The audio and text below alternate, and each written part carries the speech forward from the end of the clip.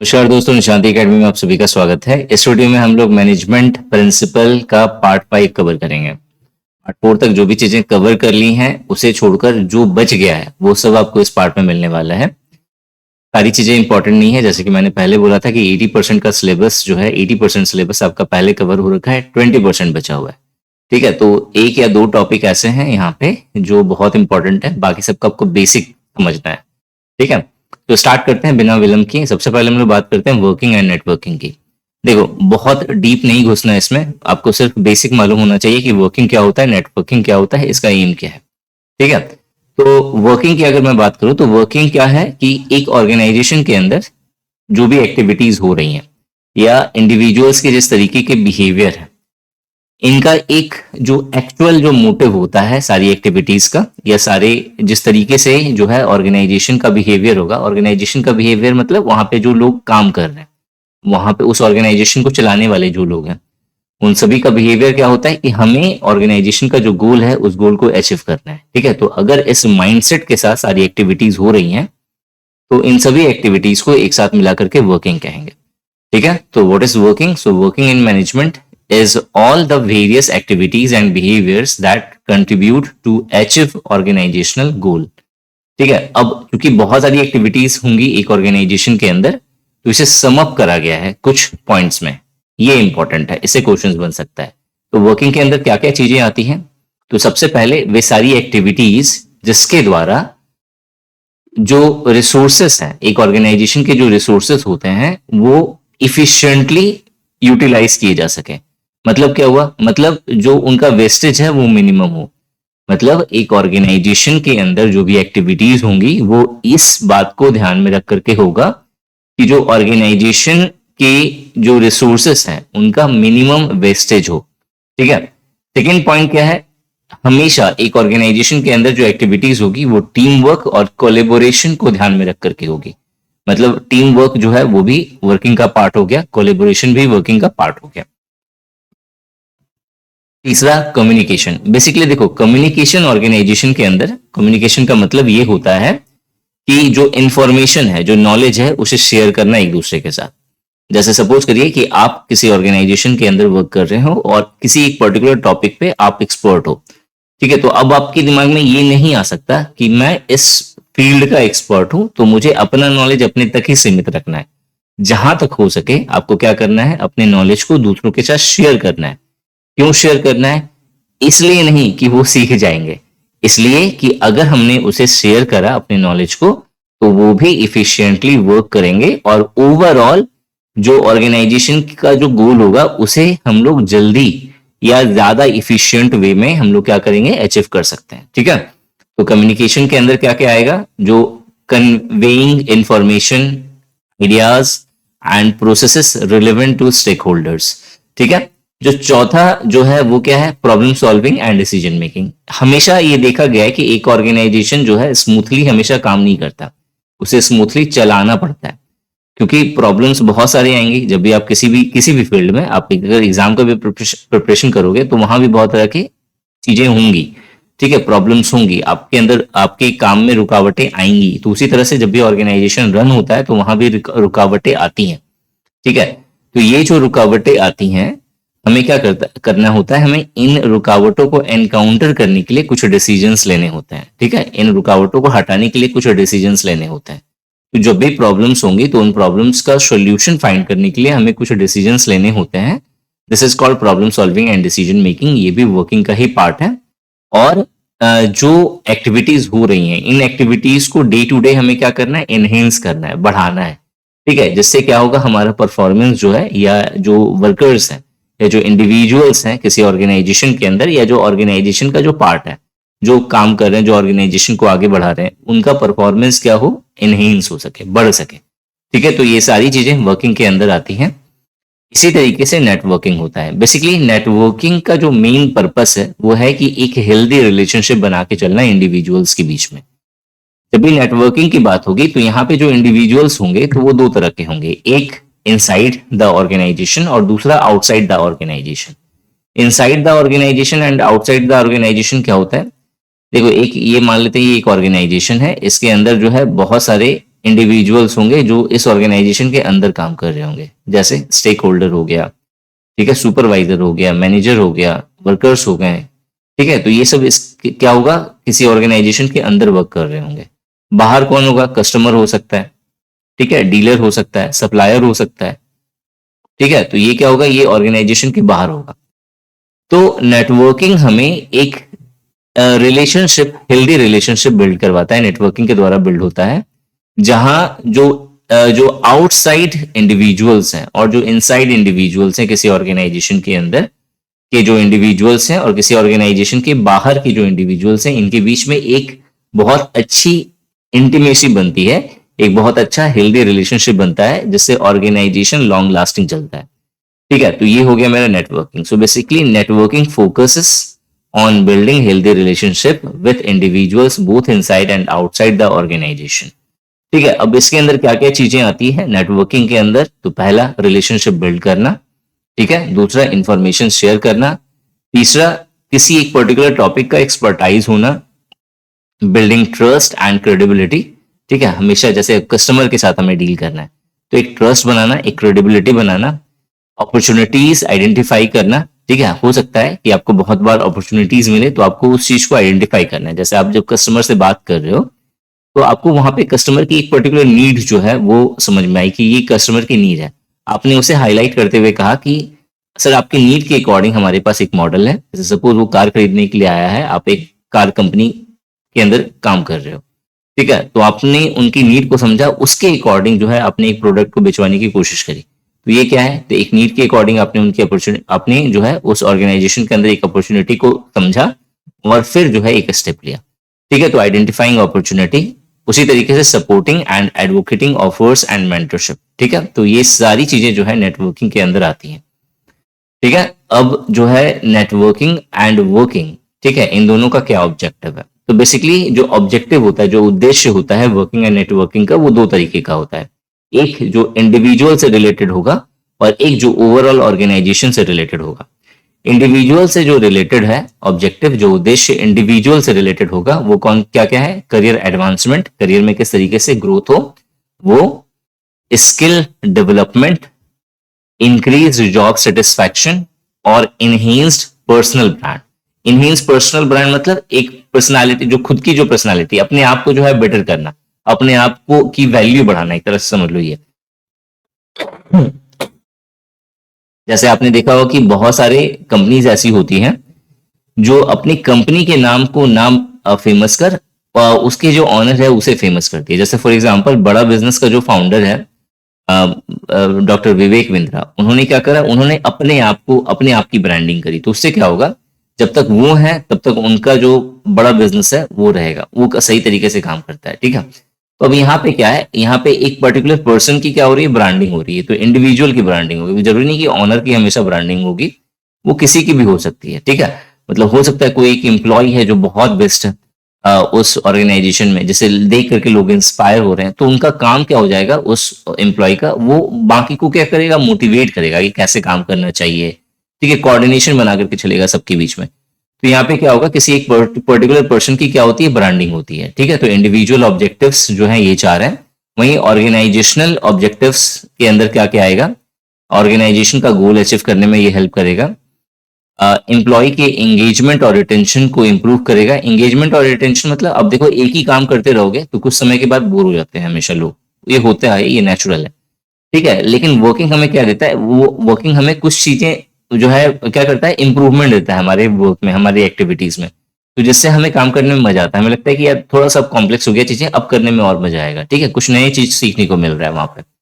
तो यहाँ पे क्या होगा, एम्प्लॉय का क्या होगा, एंगेजमेंट बढ़ेगा, रिटेंशन बढ़ेगा, कंपिटिटिवनेस आएगा। जैसे अब चूंकि एक ऑर्गेनाइजेशन में बहुत सारे लोग काम कर रहे हैं, ठीक है, अब जैसे किसी एक पर्टिकुलर प्रोडक्ट लॉन्च हुआ, उस प्रोडक्ट के अकॉर्डिंग जो है कुछ चैलेंजेस लाई गई, कुछ चैलेंजेस दिए गए और कहा गया कि अगर जिसने जिसने इसे कंप्लीट कर लिया उनका प्रमोशन हो सकता है, ठीक है। तो यहाँ पे क्या होगा, यहाँ पे कॉम्पिटिटिवनेस बढ़ेगा, लोग बेटर काम करेंगे, अपना परफॉर्मेंस बेस्ट देने की कोशिश करेंगे, ठीक है। तो कॉम्पिटिटिव एडवांटेजेस यहाँ पे मिलता है। इसके अलावा सस्टेनेबिलिटी एंड ग्रोथ ऑर्गेनाइजेशन का देखने को मिलता है। तो ये ऑब्जेक्टिव्स हैं वर्किंग एंड नेटवर्किंग के, बस आपको इसमें सिर्फ इतना ही बेसिक जान करके रखना है, ठीक है। नेक्स्ट आते हैं हम लोग प्रोजेक्ट अप्रेजल पे, और ये बहुत इंपॉर्टेंट है। ठीक है, ऐसे क्वेश्चंस आपको श्योर है कि को 2-3 तो पक्का देखने को मिलेगा। ठीक है, तो हम लोग प्रोजेक्ट अप्रेजल अब स्टार्ट करते हैं। देखो, सबसे पहले बात करते हैं प्रोजेक्ट की। प्रोजेक्ट होता क्या है, किसे कहेंगे हम लोग प्रोजेक्ट। ठीक है, तो देखो प्रोजेक्ट बहुत तरह का हो सकता है। अगर हम लोग मतलब बहुत तरीके से डिफाइन किया जा सकता है प्रोजेक्ट को, लेकिन अगर सिंपल लैंग्वेज में अगर मैं कहूं कि प्रोजेक्ट होगा क्या, तो कोई भी एक्टिविटी, किसी भी तरह की एक्टिविटी जहां पे कॉस्ट एंड बेनिफिट, दो चीजें इंपॉर्टेंट है, कॉस्ट आना चाहिए, बेनिफिट आना चाहिए। ठीक है, मतलब आपको कोई भी ऐसा काम दे दिया गया जिसे आपको करना है, तो जो करने से पहले आपके दिमाग में आ रहा हो कि इसका में कितना खर्चा बैठेगा इस काम को करने में, और इससे मुझे फायदा क्या मिलेगा, तो वो एक तरह का क्या हो गया, प्रोजेक्ट हो गया। ठीक है, अब यहाँ पे जो मैं प्रोजेक्ट की जो डेफिनेशन बता रहा हूँ, कॉस्ट एंड बेनिफिट्स को जो मैंने घुसाया है, तो ये मैनेजमेंट प्रिंसिपल्स के अकॉर्डिंग घुसाया है। लेकिन अगर आप नॉर्मली बात करें, मतलब जो मतलब कहीं भी फिट हो जाए प्रोजेक्ट की डेफिनेशन, तो बस प्रोजेक्ट क्या है, एक एक्टिविटी है। ठीक है, एक एक्टिविटी है, एक एंगेजमेंट है, जिसमें चीजें की जाती हैं, तो उसे हम लोग कहेंगे प्रोजेक्ट। जैसे आपको बता दी, आपको बोला गया कि आपको एक ड्राइंग बुक प्रिपेयर करके आनी है, या फिर आपको कोई एक मैप प्रिपेयर करके आना है, तो वो आपके लिए एक प्रोजेक्ट हो गया। ठीक है, मैनेजमेंट में प्रोजेक्ट का मतलब क्या हो गया, आपको एक ऐसा टास्क दिया गया जहां पे आपको क्या करना है, एक पर्टिकुलर काम को करना है, और उस काम के अंदर कितना कॉस्ट बैठ रहा है, क्या क्या हमें बेनिफिट्स मिलेंगी, उन सब चीजों को फाइंड आउट करना है। तो ये हो गया मेरा प्रोजेक्ट। जैसे फॉर एग्जाम्पल आपको एक बिल्डिंग कंस्ट्रक्ट करनी है, तो आपके दिमाग में तुरंत आएगा कि बिल्डिंग कंस्ट्रक्ट करनी है तो इन्वेस्टमेंट करना पड़ेगा। ठीक है, और जब हम लोग कंस्ट्रक्ट करेंगे तो उससे हमें बेनिफिट क्या मिलेगा, ये भी बहुत इंपॉर्टेंट हो गया। तो ये क्या हो गया, प्रोजेक्ट। उसी तरह से कोई एक वेबसाइट बनानी हो, ठीक है, उसी तरीके से किसी एक पर्टिकुलर एरिया में मार्केटिंग करनी है। ठीक है, तो ये सब क्या आ जाएगा, ये सब प्रोजेक्ट के एग्जांपल्स हो गए। ठीक है, प्रोजेक्ट के कुछ कैरेक्टर्स होते हैं जो बहुत इंपॉर्टेंट है। सबसे पहला जो कैरेक्टर है वो है कि ये गोल ओरिएंटेड होता है। गोल ओरिएंटेड मतलब जो प्रोजेक्ट आपको दिया गया है वो एक पर्टिकुलर गोल जो है उसका होगा, कि ये प्रोजेक्ट करना है और इस प्रोजेक्ट से होगा क्या वो क्लियर होना चाहिए। तो ये हो गया गोल ओरिएंटेड। दूसरा टाइम बाउंड। ठीक है, हमेशा आपको जब भी प्रोजेक्ट दिया जाएगा तो वो टाइम बाउंड होता है। टाइम बाउंड का मतलब ये हुआ कि आपको एक पर्टिकुलर टाइम में उस प्रोजेक्ट को कंप्लीट करना है। जैसे अगर आपको घर बनाने को कहा जाए, सपोज आप कॉन्ट्रैक्टर हो, आपको दिया गया कि एक घर बनाना है, तो आपको साथ में एक टाइम बाउंडेशन दी जाएगी कि भाई 3 महीने में तुम्हें कंप्लीट करना है या 1 साल में कंप्लीट करना है। तो ये हो गया टाइम बाउंड। ठीक है, तीसरा यूनिकनेस होता है। ठीक है, हर प्रोजेक्ट में मतलब हो सकता है कि जैसे सपोज आप एक कॉन्ट्रैक्टर हो और मैं और मेरा एक फ्रेंड, ठीक है, मैंने आपको कॉन्ट्रैक्ट दिया कि भाई आपको मेरा एक घर प्रिपेयर करना है। ठीक है, आपने उस घर को क्या कर दिया, प्रिपेयर कर दिया। मेरे फ्रेंड ने फिर आपको एक और प्रोजेक्ट दिया कि आपको मेरा भी घर प्रिपेयर करना है। तो सेम चीजें आप प्रिपेयर करके नहीं दोगे सेम प्लेस पे। ठीक है, क्योंकि ऑलरेडी जो है एक घर वहां पे प्रिपेयर हो गया है। समझ आ रहा है। तो प्रोजेक्ट जो है वो हमेशा यूनिक होता है, उसके अंदर यूनिकनेस रहती है। ठीक है, इसके अलावा विद इन बजट होता है। ऐसा नहीं हो सकता कि आपको घर प्रिपेयर करने के लिए दिया गया तो आपने उसका दाम बोल दिया कि चलो मैं 20 लाख में घर प्रिपेयर कर दूंगा, और देख रहे हो कि जिस तरीके से मैंने डिमांड करी है उसका जो 80 लाख का वो खर्चा बैठ रहा है। ठीक है, तो वो नहीं हो सकता, विद इन बजट होना चाहिए यहाँ पे। ठीक है, इसके बाद नॉन रूटीन होना चाहिए। नॉन रूटीन का मतलब होता है रिपीटेटिव नेचर का नहीं होना चाहिए। रिपीटेटिव नेचर मतलब जो प्रोजेक्ट आपको दिया गया है 3 दिन के बाद फिर से सेम प्रोजेक्ट आपको नहीं दिया जाएगा। ठीक है, कोई और प्रोजेक्ट दिया जाएगा। ये नहीं बोला जाए कि एक बार कर लिया तो अच्छा दोबारा कर लिया तुमने तो फिर से करो वही प्रोजेक्ट को, वो नहीं हो सकता। तो ये नॉन रिपीटेटिव नेचर का होता है, जैसे नॉन रूटीन कहते हैं हम लोग। ठीक है, 6 जो है टेम्पररी, सेम चीज है। ठीक है, टेम्पररी होता है, एक बार हो गया तो उसके बाद खत्म। ठीक है, उसके बाद कस्टमर स्पेसिफिक होता है। कस्टमर स्पेसिफिक मतलब कस्टमर ने जिस तरह की डिमांड करी है, जैसे आपको घर बनाने के लिए कहा गया, ठीक है, कि आप घर बनाओ, तो आप पूछोगे कि आपकी जरूरतें क्या है, किस तरीके का घर बनाना है। तो कस्टमर स्पेसिफिक होता है, मतलब मैं जिस तरीके से डिफाइन करूंगा कि आपको इस तरीके से बनाना है, आप उसी तरीके से मुझे बना करके दोगे। अगर आप नहीं दोगे तो फिर मैं वहां पे झगड़ा करना शुरू कर दूंगा कि भाई मैंने बोला ऐसे था, आपने किया वैसे, मैं आपको पैसे नहीं दूंगा, ये वो जो भी हो। ठीक है, तो कस्टमर स्पेसिफिक हमेशा होता है, कस्टमर सेटिस्फाइड होना चाहिए आपके प्रोजेक्ट के द्वारा। ठीक है, 8वां नंबर टीम वर्क। ठीक है, हमेशा एक प्रोजेक्ट के अंदर टीम वर्क का बहुत बड़ा रोल होता है। टीम मिलके काम करती है, क्योंकि एक प्रोजेक्ट जो है वो बहुत सारे सब टॉपिक्स में डिवाइड होता है। जैसे फॉर एग्जांपल अगेन मैं घर बनाने वाला ले रहा हूँ, तो आपको जो कॉन्ट्रैक्ट दिया गया था घर बनाने का, तो आपने देखा कि घर बनाने में सबसे पहले हमें क्या करनी पड़ेगी, नींव काटनी पड़ेगी, पिलर्स देने पड़ेंगे। ठीक है, तो जो बंदा जो राजमिस्त्री है, ठीक है, जो क्या करेगा, जो दीवार उठाता है, वही पिलर नहीं काटेगा, पिलर काटने वाला एक अलग बंदा होता है, ठीक है। उसी तरीके से जो सैनिटेशन का जो काम करेगा वो एक अलग किसी और के द्वारा किया जाएगा, ठीक है। उसके बाद जो है दीवार उठाने का काम किसी और का होगा, प्लास्टर करने का काम किसी और का होगा, वायरिंग करने का काम किसी और का होगा। तो यहाँ पे एक टीम वर्क का बहुत बड़ा रोल होता है, सबको मिल के काम करते हैं, ठीक है। तो किसी भी प्रोजेक्ट में हमेशा एक टीम वर्क का बहुत बड़ा रोल होगा, ठीक है। इसके अलावा कॉम्प्लेक्सिटी, कॉम्प्लेक्सिटी मतलब जो प्रोजेक्ट है वो बहुत सारे सब प्रोजेक्ट में डिवाइडेड होता है। मतलब न्यू जो है वो कब, मतलब जैसे आपको 3 महीने में एक घर बनाना है, तो आप पहले डिसाइड करोगे कि न्यू जो है, जो फाउंडेशन जो होगा या जो पिलर होंगे वो कितने दिन के अंदर बन जानी चाहिए, प्रिपेयर होने चाहिए, ढलाई जो है कब तक हो जानी चाहिए, वायरिंग जो है वो कब तक हो जानी चाहिए, ठीक है। तो यहाँ पे बहुत छोटे छोटे सब प्रोजेक्ट इसके अंदर इंक्लूडेड होंगे, जिसके द्वारा कॉम्प्लेक्सिटी जो है किसी प्रोजेक्ट की बढ़ती है। तो ये 9 इंपॉर्टेंट कैरेक्टर्स हैं प्रोजेक्ट के। नेक्स्ट आते हैं हम लोग अप्रेजल पे। देखो, अप्रेजल का मतलब अगर हम लोग शॉर्ट में समझे कि अप्रेजल का मतलब क्या होता है, तो इसे हम लोग काम चलो कह सकते हैं एनालाइज करना, किसी चीज को एनालिसिस करके देखना कि क्या चीजें सही है, क्या चीजें गलत है, कितना बेनिफिट होने वाला है, कितना लॉस होने वाला है, ठीक है, कितना कॉस्ट लगने वाला है यहाँ पे। तो बेसिक डाटा क्या क्या है, ये सारी चीजें अप्रेजल का पार्ट होती हैं। जब भी हम लोग प्रोजेक्ट अप्रेजल की बात करेंगे तो प्रोजेक्ट अप्रेजल में कुछ चीजें इंपॉर्टेंट होगी। मतलब अप्रेजल का मतलब तो ये तो क्लियर हो गया ना, एनालाइज करना। क्या एनालाइज करना? प्रोजेक्ट को एनालाइज करना। लेकिन प्रोजेक्ट में क्या एनालाइज करना, ठीक है, तो प्रोजेक्ट में कॉस्ट एंड बेनिफिट एनालाइज करना। मतलब कॉस्ट मतलब कितना लग रहा है, इस प्रोजेक्ट को बनाने में कितना खर्चा लगेगा, प्रोजेक्ट बन जाएगा तो प्रॉफिट कितने का जनरेट हो सकता है, ठीक है, बेनिफिट्स क्या क्या हमें मिल सकता है, तो इस चीज को एनालाइज करना। इसके अलावा वायबिलिटी कितनी है इसकी, फिजिबल कितना है, प्रैक्टिकली पॉसिबल है या नहीं है जो प्रोजेक्ट हम लोग काम करेंगे। इसके अलावा रिसोर्सेस है, ठीक है, रिसोर्सेस जो है वो किस तरीके से यूटिलाइज हो रहे हैं। जो स्कार्स रिसोर्सेस हैं, जिनकी कमी है, दुर्लभ रिसोर्सेस हैं, उन्हें किस तरीके से मतलब एम्प्लॉय करा जा रहा है, मतलब उनका किस तरीके से यूज हो रहा है। इन सभी चीजों को एनालाइज करना प्रोजेक्ट अप्रेजल कहलाता है। तो व्हाट इज प्रोजेक्ट अप्रेजल? तो किसी प्रोजेक्ट को एनालाइज करके ये बताना कि कितना कॉस्ट लगेगा उस प्रोजेक्ट में, क्या क्या बेनिफिट्स मिलने वाले हैं, ठीक है। जो बेनिफिट्स होंगे वो जितना कॉस्ट लगाया गया है उससे ज्यादा होगा या नहीं होगा, ठीक है। कितना वायबल है, मतलब प्रोजेक्ट जो है वो कितना फिजिबल है, किस तरीके से वो यूटिलाइज किया जा सकता है, और रिसोर्सेस किस तरीके से यूज हो रहे हैं इस प्रोजेक्ट के निर्माण में। इन सभी चीजों को पता, मतलब इन सभी चीजों को एनालाइज करना प्रोजेक्ट अप्रेजल कहलाता है, ठीक है। जब भी हम लोग प्रोजेक्ट अप्रेजल की बात करेंगे तो कुछ बहुत ही इंपॉर्टेंट पॉइंट्स हैं जिसे समझना जरूरी है, ठीक है। इसे की इश्यूज कहते हैं, बहुत जगह पे फैक्टर्स आपको मिलेगा, मतलब वही है, ठीक है। जब भी प्रोजेक्ट अप्रेजल की बात होगी तो इन मतलब ये जो पॉइंट्स गिवन है, इन्हीं पॉइंट्स को कंसिडर करा जाएगा हमेशा। पहला है नीड, टारगेटिंग एंड ऑब्जेक्टिव्स।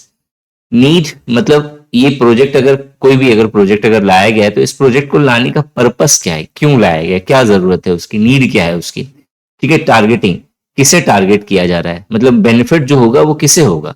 ये प्रोजेक्ट अगर लॉन्च हो गया तो इस प्रोजेक्ट से फायदा किसे होने वाला है।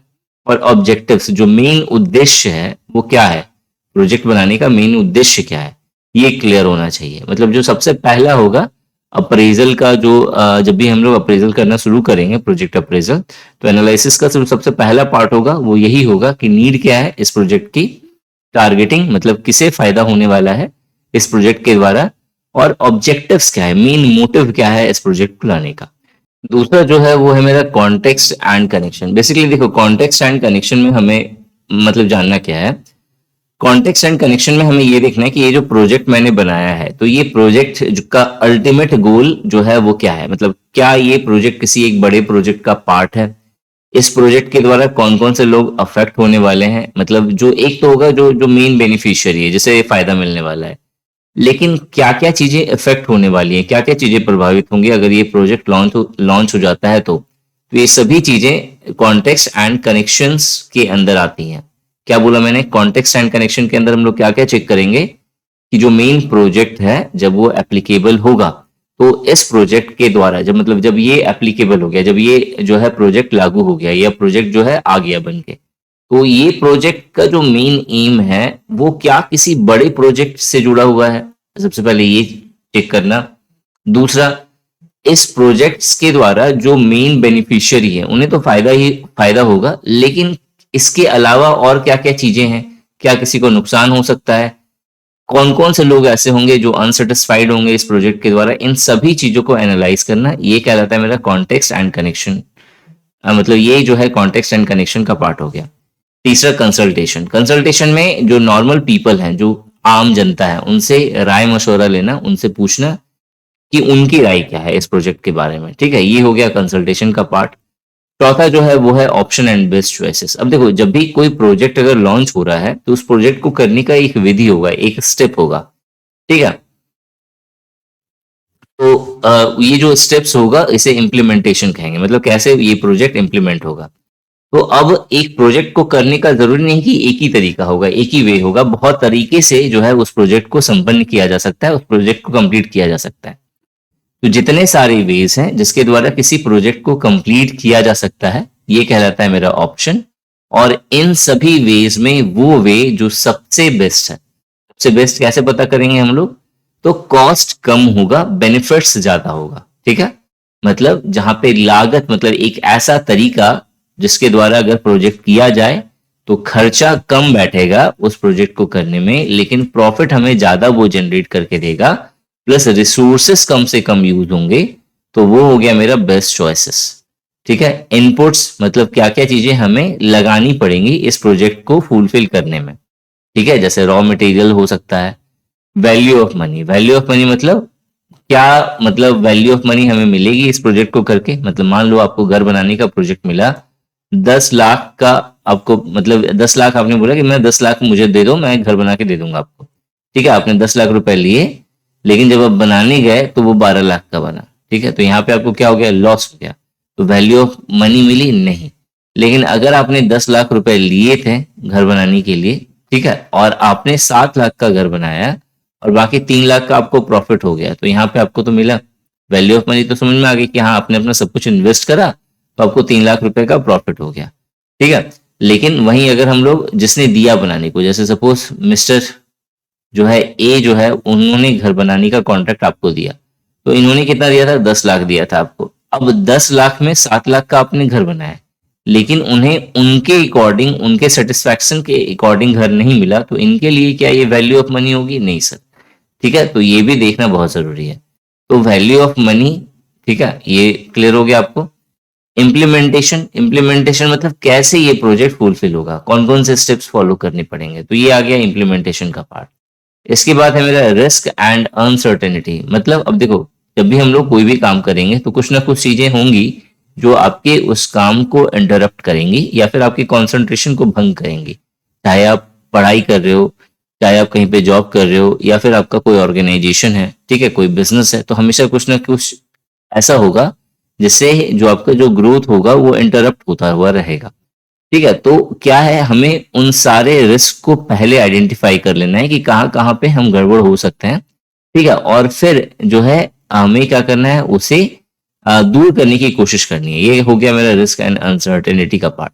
ठीक है, उसके बाद है मेरा फॉरवर्ड स्ट्रैटेजी। फॉरवर्ड स्ट्रैटेजी का मतलब क्या होता है, फॉरवर्ड स्ट्रैटेजी का मतलब होता है कि कोई भी चीज, जब कोई भी प्रोजेक्ट, सॉरी चीज नहीं होगा यहाँ पे, प्रोजेक्ट के बारे में बात हो रही है तो प्रोजेक्ट ही होगा।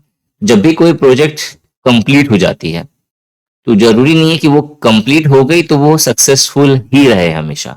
ठीक है, बहुत बार ऐसे हुआ है कि प्रोजेक्ट तो कंप्लीट हो गया लेकिन जो हमने सोचा था वो नहीं मिला, उसके अपोजिट मिला। बहुत बार ये होता है कि हमने जो प्रोजेक्ट सेट करा था कि हमें इतना परसेंट का जो है प्रॉफिट चाहिए इस मंथ, तो वो तो मिल गया, लेकिन उसे क्या हमें 1 महीने के लिए चाहिए, बाकी महीने में लॉस चाहिए, नहीं। हमें सस्टेनेबल बनना पड़ेगा। तो हमें क्या करना पड़ेगा, फॉरवर्ड स्ट्रैटेजीज बनानी पड़ेंगी जिसके द्वारा जो चीजें हमने अचीव करी हैं उस प्रोडक्ट के द्वारा वो हमें काफी लंबे समय तक मिल सके। ठीक है, ये हो गया मेरा फॉरवर्ड स्ट्रैटेजी। और लास्ट जो है वो है मेरा सस्टेनेबिलिटी। सस्टेनेबिलिटी मतलब कितना सस्टेनेबल है, कितना इन्वायरमेंट फ्रेंडली है, कितना जेंडर इक्वलिटी को ये सपोर्ट कर रहा है। ये सारी चीजें जो है किस में आ गई, तो प्रोजेक्ट अप्रेजल के जनरल इश्यूज में या की इशूज में या की फैक्टर्स के अंदर काउंट होती हैं। क्लियर हो गया। नेक्स्ट है मेरा प्रोजेक्ट फिजिबिलिटी। प्रोजेक्ट फिजिबिलिटी क्या होता है, प्रोजेक्ट कितना फिजिबल है। फिजिबल है मतलब वो कितना, मतलब प्रैक्टिकली पॉसिबल है करना। अगर मान लो कि आपको बोला गया कि भाई तुम्हें घर बनाना है और आपको एक और कंडीशन दे दिया गया चांद के ऊपर में घर बनाना है, तो क्या वो पॉसिबल होगा? तो बोलोगे हाँ सर मैं तो पॉसिबल कर दूंगा। लेकिन आपने बोला कि भाई मैं 50 लाख रुपए लूंगा, मैं बना करके दे दूंगा, पॉसिबल होगा? नहीं। ठीक है, क्योंकि वहां पे पहले तो ग्रेविटेशन जो है बहुत बड़ा इशू हो गया, तो हमें पहले ग्रेविटेशन को एनकाउंटर करने के लिए हमें बहुत सारी टेक्नोलॉजीज चाहिए जो काफी ज्यादा महंगी होंगी। ठीक है,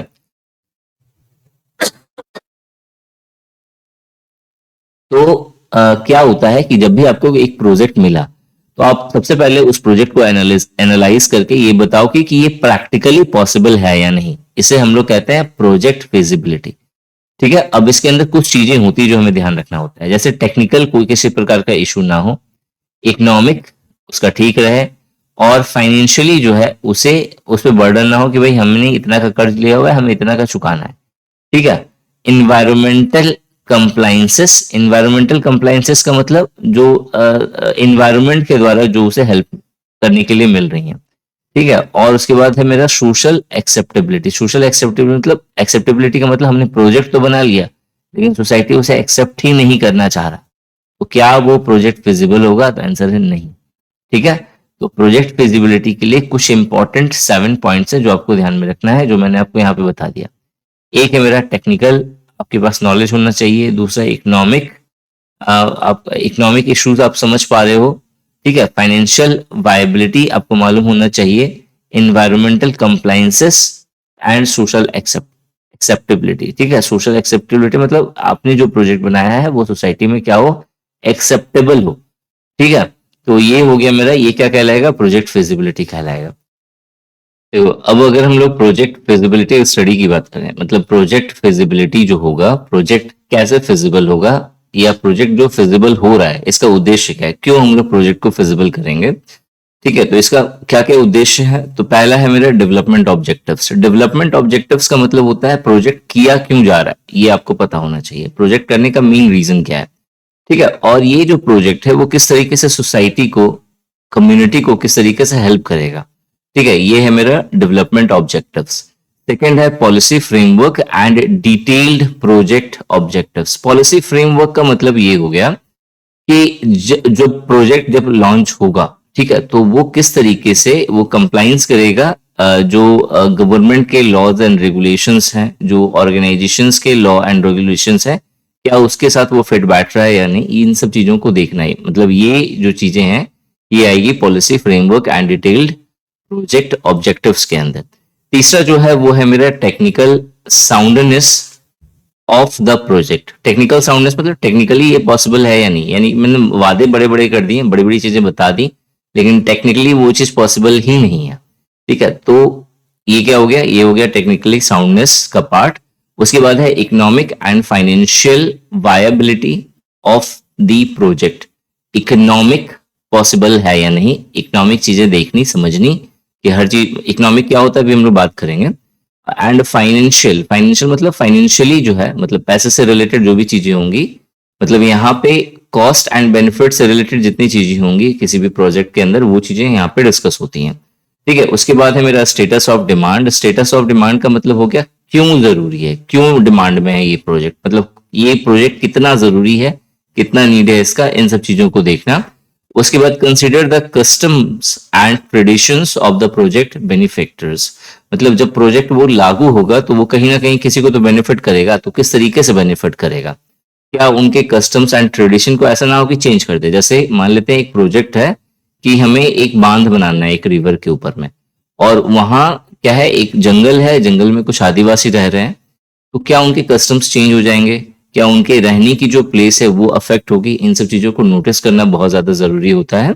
उसी तरह से और भी अदर पॉलिसीज होंगी, cross cutting and cross cutting. इसके अंदर क्या आएगा, इसके अंदर जैसे आपका जैसे कुछ एक्स्ट्रा अगर है, जैसे इन्वायरमेंटल जो है वो उसे ये प्रोजेक्ट सपोर्ट कर रहा है या नहीं कर रहा है, या उसके अगेंस्ट में ये काम करेगा।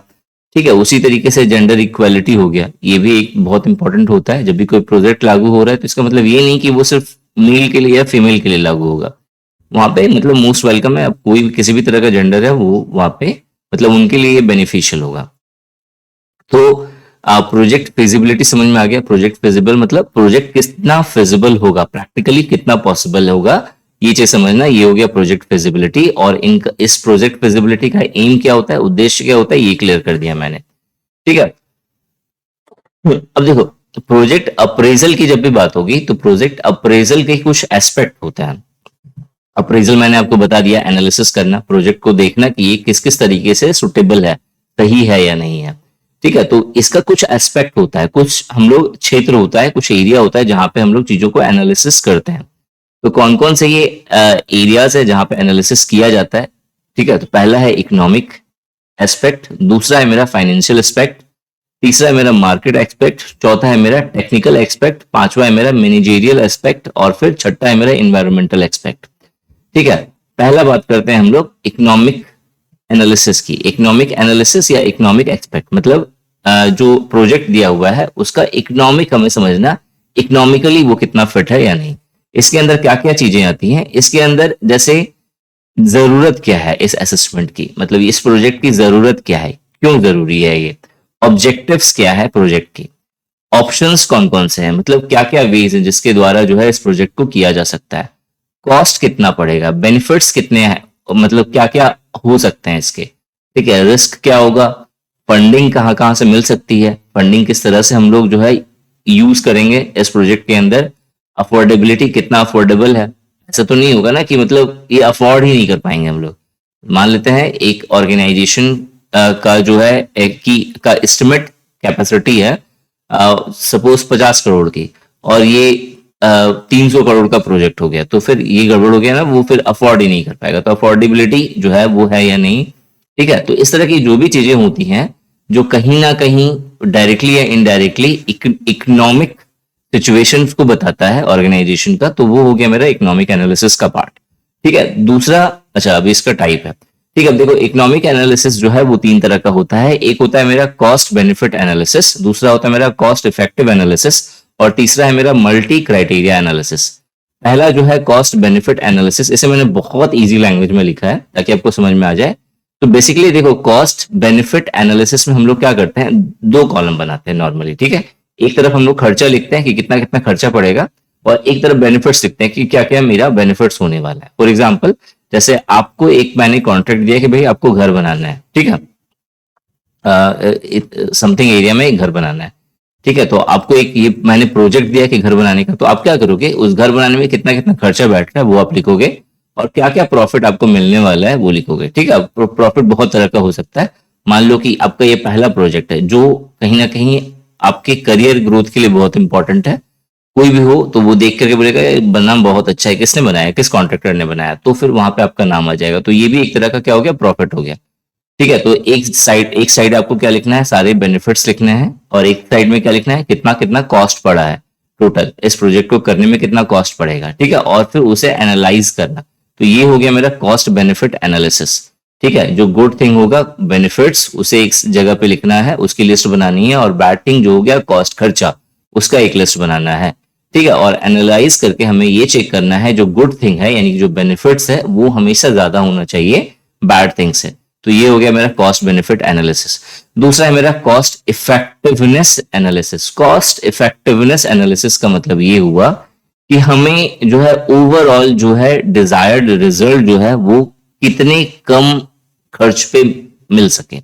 मतलब क्या हुआ, मतलब ये हुआ कि हमने अभी ऑप्शंस की बात करी थी ना, कि मतलब अगर किसी काम को करने के बहुत सारे तरीके होते हैं। ठीक है, जैसे फॉर एग्जांपल आपको घर बनाने का जो प्रोजेक्ट मिला है, तो उसमें आपने जो है पहले मेन मेन चीजें जोड़ी। ठीक है, कि ये सीमेंट लगाना है, मुझे ये ईंटें लगानी है, इस तरीके से सारी चीजें करनी है। तो आपने देखा कि बजट इतने का हो रहा है। ठीक है, क्या इसका कुछ सब्स्टिट्यूट है, क्या किसी चीज को हम लोग चेंज कर सकते हैं। जैसे मान लेते हैं रॉड जो है वो बहुत मतलब जैसे दो कंपनी का रॉड है और दोनों की क्वालिटी सेम है, लेकिन एक बहुत महंगा आ रहा है क्योंकि वो ब्रांडेड है, लेकिन एक जो है वो महंगा नहीं आ रहा है। ठीक है, रॉड के केस में क्या होता है, ट्रांसपोर्ट चार्जेस बहुत ज्यादा हो जाते हैं, जिसके कारण कभी कभी रॉड की प्राइस बहुत ज्यादा भाग जाती है। पर्टिकुलरली मतलब 2 सेम क्वालिटी की रॉड है, एक लोकल एरिया की है, मतलब आसपास से की कोई कंपनी है, बना सेम प्रोडक्ट रही है, सेम क्वालिटी की प्रोडक्ट बना रही है, और एक बहुत दूर से आ रहा है रॉड, टाटा का मान लेते हैं। ठीक है, तो अब क्या होगा कि सेम क्वालिटी होने के बावजूद भी टाटा के रॉड की प्राइस ज्यादा होगी। क्यों, क्योंकि वो दूर से आ रहा है, तो ट्रांसपोर्ट चार्जेस वहां पे ऐड होता हुआ आएगा। ठीक है। तो क्या यहाँ पे हम लोग उस टाटा के रॉड की जगह पे उसे घुसा सकते हैं? तो बोलोगे हाँ सर घुस सकता है, क्योंकि अगर क्वालिटी सेम है तो किया जा सकता है। उसी तरीके से हो सकता है कुछ चीजें, जैसे सीमेंट हो गया, सीमेंट जो है हम लोग डायरेक्ट अगर फैक्ट्री से उठाते हैं तो वहां पे वो क्या पड़ता है, कम पड़ता है, सस्ता पड़ता है।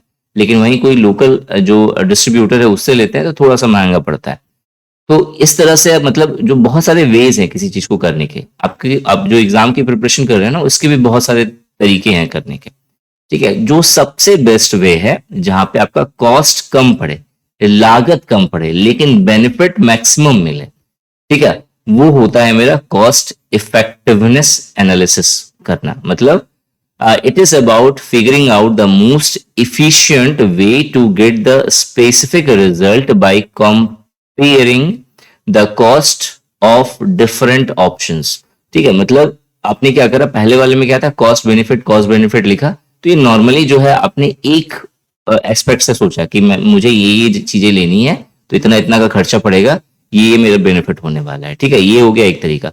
दूसरा है कॉस्ट इफेक्टिवनेस में क्या होगा कि आपने बहुत सारे वेज सोचे। ठीक है, कि मतलब इस घर को हम लोग ऐसे भी बना सकते हैं तो इतना का खर्चा पड़ेगा, ऐसे भी बनाएंगे तो इतना का खर्चा पड़ेगा, ये भी चीजें अगर हम लोग करते हैं तो इतना का खर्चा पड़ रहा है।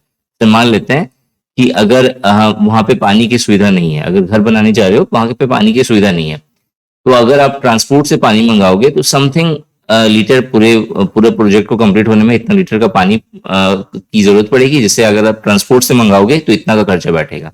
लेकिन वहीं अगर वहां पे एक बोरिंग खुदवा ली जाए, एक कुआं बना लिया जाए, तो उसका 50% जो है कॉस्ट बच जाएगा। तो ये भी किया जा सकता है, वहां पे एक कुआं भी बनवाया जा सकता है।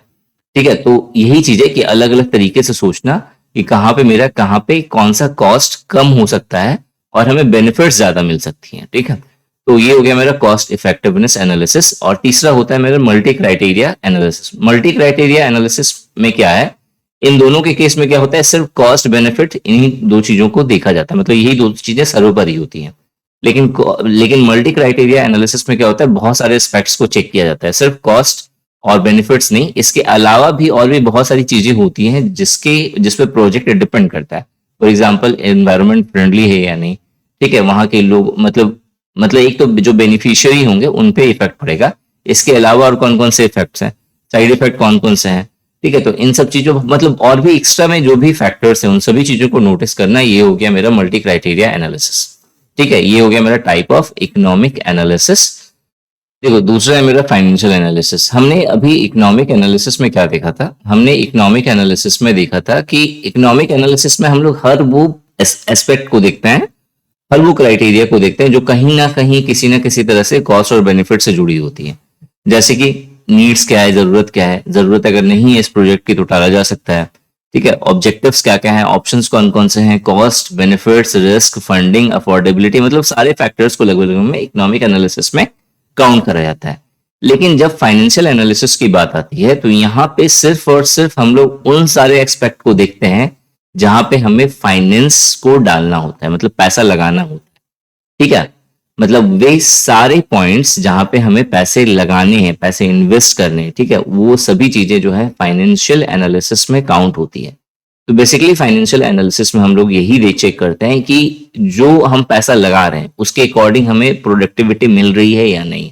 ठीक है, ये सबसे मेन मतलब एम होता है चेक करने का। मतलब फाइनेंशियल एनालिसिस का जो मेन पर्सपेक्टिव है वो यही है कि हम लोग पैसा लगा रहे हैं तो हमें उस टाइप का रिजल्ट मिल रहा है कि नहीं मिल रहा है। फॉर एग्जाम्पल अगर मान लो कि एक कंपनी है वो बोनस दे रही है अपने सारे वर्कर्स को, ताकि ये दिमाग में रखकर कि वो खुश होकर के सही तरीके से काम करें, ज्यादा प्रोडक्टिव वे में काम करें।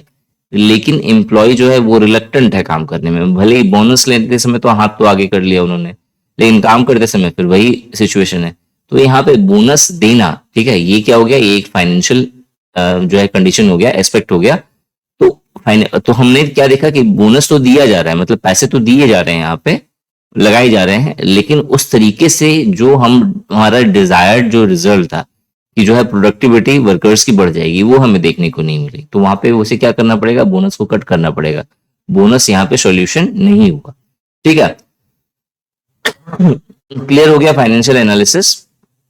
नेक्स्ट है मेरा मार्केट एनालिसिस। देखो मार्केट एनालिसिस में हम लोग हमेशा प्रोजेक्ट मार्केट के अकॉर्डिंग सही है या नहीं, इस चीज को चेक किया जाता है। यहाँ बेसिकली जो है कस्टमर प्रिफरेबल है या नहीं, मतलब जो प्रोजेक्ट हम बना रहे हैं वो कस्टमर्स उसको सेटिस्फाई, कस्टमर जो है वो सेटिस्फाई होगा या नहीं होगा, प्रोडक्ट की डिमांड जो है वो उस समय जिस समय प्रोजेक्ट बन रहा है या फिर कोई एक पर्टिकुलर जो प्रोजेक्ट है जहां पे प्रोडक्ट बनाया जा रहा है, तो उस प्रोडक्ट की उस पर्टिकुलर टाइम में मार्केट में डिमांड है या नहीं, प्रोजेक्ट की कैपेसिटी जो है वो कितनी है, कितना मार्केट में जरूरत है, कंपटीशन किस लेवल का है, इन सब चीजों को चेक किया जाता है मार्केट एनालिसिस में। टेक्निकल एनालिसिस में टेक्निकल चीजें चेक की जाती है कि प्रोजेक्ट कितना फिजिबल होगा। ठीक है, यहाँ पे लैंड और साइट्स अवेलेबल है या नहीं, वाटर फैसिलिटीज हो गया, ट्रांसपोर्ट फैसिलिटी हो गया, कम्युनिकेशन फैसिलिटीज हो गया, ये अवेलेबल है या नहीं, service facilities, anti pollution law के साथ कॉपअप हो रहा है या नहीं प्रोजेक्ट का। ठीक है, वर्कफोर्स अवेलेबल होंगे या नहीं। ठीक है, अब देखो ये सारी चीजें जो है किसी एक पर्टिकुलर प्रोजेक्ट को मतलब डिफाइन करके नहीं कही गई है, आप यहाँ पे अलग अलग तरह के सिचुएशंस को एज्यूम कर सकते हो। ठीक है, जैसे टेक्निकल अगर एनालिसिस करना है, जैसे सपोज हमें एक माइनिंग का प्रोजेक्ट मिला है, हमें एक पर्टिकुलर एरिया में एक पर्टिकुलर लोकेशन में माइनिंग करनी है, तो हमें क्या करना पड़ेगा, हमें टेक्निकल चीजें वहां पे जाकर के ऑब्जर्व करनी पड़ेगी कि लैंड या साइट जो है वो सही है या नहीं, क्या वो खनन हो सकता है, ठीक है, क्या वहां पे कुछ निकलेगा। दूसरा, पावर जो वाटर फैसिलिटीज है या नहीं, पावर फैसिलिटीज है या नहीं, ट्रांसपोर्ट फैसिलिटी होंगी या नहीं, सर्विस फैसिलिटीज यहाँ पे कैसी हैं। ठीक है, अब जैसे माइनिंग कर रहे हैं लेकिन पॉल्यूशन लॉ के अगेंस्ट हम लोग कुछ कर रहे हैं तो गवर्नमेंट पक्का उस चीज को बैन करेगी। ठीक है, वर्कफोर्स, वहां पे हमें वर्कर्स मिल जाएंगे या नहीं मिल जाएंगे काम करने के लिए। ठीक है, तो ये सारी चीजें चेक करना। और लास्ट में है availability of required raw material and पर क्वालिटी एंड क्वांटिटी, मतलब क्वालिटी और क्वांटिटी के अनुसार जो है रॉ मटेरियल्स अवेलेबल होंगे या नहीं। ठीक है, तो ये सब जो है ये सब टेक्निकल एनालिसिस का पार्ट हो गया। नेक्स्ट है मेरा मैनेजमेंट एनालिसिस। बेसिकली देखो, मैनेजमेंट एनालिसिस में मैनेजर्स की एबिलिटी और उनकी प्रोडक्टिविटी को चेक किया जाता है कि जिस लेवल का प्रोजेक्ट है उस लेवल के प्रोजेक्ट को हैंडल करने के लिए मैनेजर्स की इफिशिएंसी है या नहीं। अगर इफिशिएंसी नहीं है तो हमें क्या करना पड़ेगा, पहले मैनेजर्स की इफिशिएंसी या एबिलिटीज बढ़ानी पड़ेगी, या फिर उसके जगह पे कुछ ऐसे एम्प्लॉयज को लगाया जाएगा जो उस लेवल पे काम कर सकते हो। ठीक है, तो यहाँ पे मैनेजमेंट एनालिसिस के अंदर यही आता है। एनवायरमेंटल एनालिसिस के अंदर बहुत सिंपल है कि एनवायरमेंट फ्रेंडली है या नहीं, या फिर किसी तरह का जो है कोई प्रॉब्लम तो नहीं होगा एनवायरमेंट को, मतलब ये प्रोजेक्ट अगर लॉन्च होता है तो एनवायरमेंट किसी तरह से तो नुकसान नहीं हो रहा है उसका। ठीक है, रिस्टोरेशन मेजर्स, मतलब बहुत कुछ है। ठीक है, तो एनवायरमेंट एनालिसिस आपको क्लियर हो गया। यहाँ पे प्रोजेक्ट अप्रेजल यहाँ पे आपका क्या हो गया, कवर हो गया। नेक्स्ट है मेरा करियर एडवांसमेंट। नेक्स्ट है मेरा करियर एडवांसमेंट। देखो, करियर एडवांसमेंट मतलब करियर में ग्रोथ लेकर के आना। ठीक है, अब कोई भी ऑर्गेनाइजेशन में काम कर रहा है या किसी इंडस्ट्री में काम कर रहा है या किसी फैक्ट्री में काम कर रहा है, कहीं भी वर्क कर रहा है, ठीक है, तो वो क्या चाहेगा, वो चाहेगा कि मेरा करियर हमेशा एक जगह पे स्टे ना रहे, वो हमेशा ग्रो करता रहे, जिससे बेटर अपॉर्चुनिटी मिले, बेटर सैलरी मिले। ठीक है, ये सारी चीजें कब पॉसिबल होंगी, जब वो अपने स्किल्स पे काम करेगा, अपने स्किल को बेटर करेगा as compare to the previous skill. तो क्या होगा, वो एक प्रोसेस के थ्रू जाता है जहां पे उसे बहुत सारे कॉम्पिटिशन्स को फेस करने पड़ते हैं। ठीक है, अपने आप को बेटर करने के लिए बेटर प्रूव करना पड़ता है। तो ये जो प्रोसेस होगा जहां पे जो इंडिविजुअल है, जो ऑर्गेनाइजेशन में या किसी इंडस्ट्री में वर्क कर रहा होता है, वो क्या करता है, अपने स्किल्स पे वर्क कर अपना जो करियर है उसे बेटर करने की कोशिश करता है। ये जो प्रोसेस है, that process is known as career advancement. ठीक है, करियर एडवांसमेंट क्यों जरूरी है, तो बहुत सारे रीजन है इसके। एक है कि देखो, ये बहुत बड़ा फैक्ट है कि आप 10 साल जो है किसी भी एक काम को करते रह जाओ तो उसके बाद जो है आपको मन नहीं लगेगा, आपको लगेगा यार ये बोरियत है, लाइफ की सबसे बड़ी बोरियत है। ठीक है, आप पढ़ाई भी कर रहे हो तो 1 घंटे से ज्यादा आप पढ़ लोगे पूरा कंसंट्रेशन के साथ, अपने अपने 40 या 45 मिनट पढ़ा, तो उसके बाद फिर लगने लगेगा यार अब छोड़ दो, बहुत पढ़ लिया, बहुत पढ़ लिया आज के दिन में। ठीक है, तो 9-9 10-10 घंटे बैठे हो लेकर के, ठीक है, एग्जाम प्रिपरेशन कर रहे हो, एग्जाम की तैयारी कर रहे हो कि जॉब लेनी है, जॉब लेनी है, जॉब लेनी है, तो आप 3 महीने 4 महीने बहुत बेस्ट दोगे, लेकिन 5वें महीने में गिव अप कर दोगे कि नहीं हो पाएगा, क्योंकि लगातार बैठना पॉसिबल नहीं है। ठीक है, तो उसी तरीके से एक काम को आप ज्यादा लंबे समय तक नहीं कर सकते, अगर करोगे तो क्या आ जाएगी, बोरियत आने लगती है काम में। तो उस चीज से निपटने के लिए जो सबसे बेस्ट ऑप्शन है वो है करियर एडवांसमेंट। करियर एडवांसमेंट में क्या होता है, जब आप एक करियर से आप स्विच करके अपने ऊपर जाते हो, शिफ्ट होते हो किसी और करियर की तरफ, तो उसमें क्या होता है, आपको नई चीजें मिलती है, तो नई चीजें मिलती हैं तो नए चैलेंजेस भी मिलेंगे, नई तरह की चीजें सीखने को भी मिलेंगी। तो वहां पे क्या होता है, वहां पे थोड़ा सा इंटरेस्ट आता है कि यार ये चीजें नहीं करी अभी तक लाइफ में, ठीक है, इस तरह की चीजें नहीं करी, इसे जानते हैं कि ये है क्या। तो यहाँ पे क्या आता है, यहाँ इंटरेस्ट आता है। तो करियर एडवांसमेंट क्यों जरूरी है, तो पहला जो ऑप्शन है वो है to prevent mediocrity and job dissatisfaction. Job dissatisfaction मैंने आपको बता दिया, मेडियोक्रिटी मतलब उदासीनता अगर आ गई, बोरियत आ गई, तो उस चीज से बचने के लिए हम लोग करियर एडवांसमेंट चूज करते हैं। Create an opportunity to pursue other career interest by encouraging you to continue pursuing your dream and seek out new opportunities। ठीक है। तीसरा जो है allow for increase salary expectation and livelihood। ठीक है, बहुत सिंपल सिंपल लिखा हुआ है, encourage continuous learning and professional development, increased employ productivity. कुछ यहाँ पे 30 मार खान वाली चीजें नहीं लिखी हुई है जो आपको समझ में नहीं आएंगी, बहुत सिंपल लिखा हुआ है, तो आप एक बार रीड कर लेना, आपको समझ में आ जाएगा कि करियर एडवांसमेंट क्यों जरूरी है। नेक्स्ट जो है वो है स्टेजेस ऑफ करियर एडवांसमेंट, ये इंपॉर्टेंट है। ठीक है, स्टेजेस मतलब ये जो करियर एडवांसमेंट का जो प्रोसेस है वो कितने सारे स्टेजेस से होकर के गुजरता है। सबसे पहला जो है इसके अंदर वो है असेसमेंट। हम लोग सबसे पहले असेसमेंट करते हैं कि हमें जो चाहिए वो क्यों चाहिए, क्या चाहिए, ठीक है, कैसे चाहिए। ठीक है, मतलब जैसे मान लेते हैं आप एक पोस्ट पे हो, कार्यरत हो किसी एक पर्टिकुलर पोस्ट पे, तो आपको क्या चाहिए, आपको उस लेवल पे मजा नहीं आ रहा है, आपको चाहिए कि नहीं मैं उस पोस्ट पे चला जाता तो अच्छा लगता है। ठीक है, तो उस पोस्ट पे क्यों जाना है, क्या कारण है जाने का, ठीक है, कैसे जाएंगे, कब तक जाएंगे, हर चीज एसेस करके निकालना, समझना, ठीक है, कि क्यों करना है, कैसे करना है, ठीक है, क्या कारण है करने का, इन सब चीजों को जानना। ठीक है, ये होता है असेसमेंट। मतलब सबसे पहले आपको खुद रियलाइज करना पड़ेगा कि मुझे जो है जो चीजें चाहिए अपने लाइफ में वो क्यों चाहिए, कारण क्या है। दूसरा इन्वेस्टिगेशन। इन्वेस्टिगेशन में क्या करना होता है, इन्वेस्टिगेशन में आप प्रॉपर एक माइंड मैप जैसा बनाते हो कि जैसे सपोज मैं आज यहाँ पे हूँ, 10 साल के बाद मुझे एक करियर ग्रोथ चाहिए और 10 साल के बाद मुझे यहाँ पे रहना है, इस वाले पोजीशन पे रहना है। ठीक है, तो इस वाले पोजीशन पे रहना है, तो इसे हम लोग क्या करेंगे, कुछ स्टेजेस में बांट देंगे कि 2 साल में मैं यहाँ पे जाऊंगा, फिर 2 साल के बाद मेरा यहाँ पे ग्रोथ होगा, या फिर मैं इस वाले पोस्ट पे जाऊंगा और फिर जाके मैं 2 साल के बाद इस पोस्ट पे जाऊंगा, तो मेरे 6 साल में ये कवर हो जाएगा। ठीक है, जो मैं 10 साल में कवर करना चाहता था वो 6 साल में कवर होगा, या फिर वैसे ही ब्रेक करके 5 बार में जो है मेरा, मैं यहाँ पे इस वाले पोस्ट पे पहुंच जाऊंगा। तो क्या है कि यहाँ पे इन्वेस्टिगेशन करना है कि मुझे जिस पोस्ट पे, जिस पोजीशन पे या जिस करियर को मैं चाह रहा हूँ उस करियर तक पहुंचने का रास्ता क्या है, कैसे जाना होगा, क्या क्या चीजें करनी होंगी, क्या क्या चीजें नहीं करनी होंगी, कौन कौन से स्किल डेवलप करने होंगे, इन सब चीजों पे के ऊपर में रिसर्च करना, ये हो गया मेरा इन्वेस्टिगेशन। ठीक है, सेकेंड। तीसरा होता है प्रिपरेशन, मतलब आपको तैयारी करनी पड़ेगी आपको। अब ऐसा नहीं कि आपने सोच लिया तो हो गया, आपको उसके लिए प्रिपेयर करना पड़ेगा। जैसे अभी आप एग्जाम के लिए प्रिपेयर कर रहे हो ना, तो वैसे ही, तो प्रिपरेशन।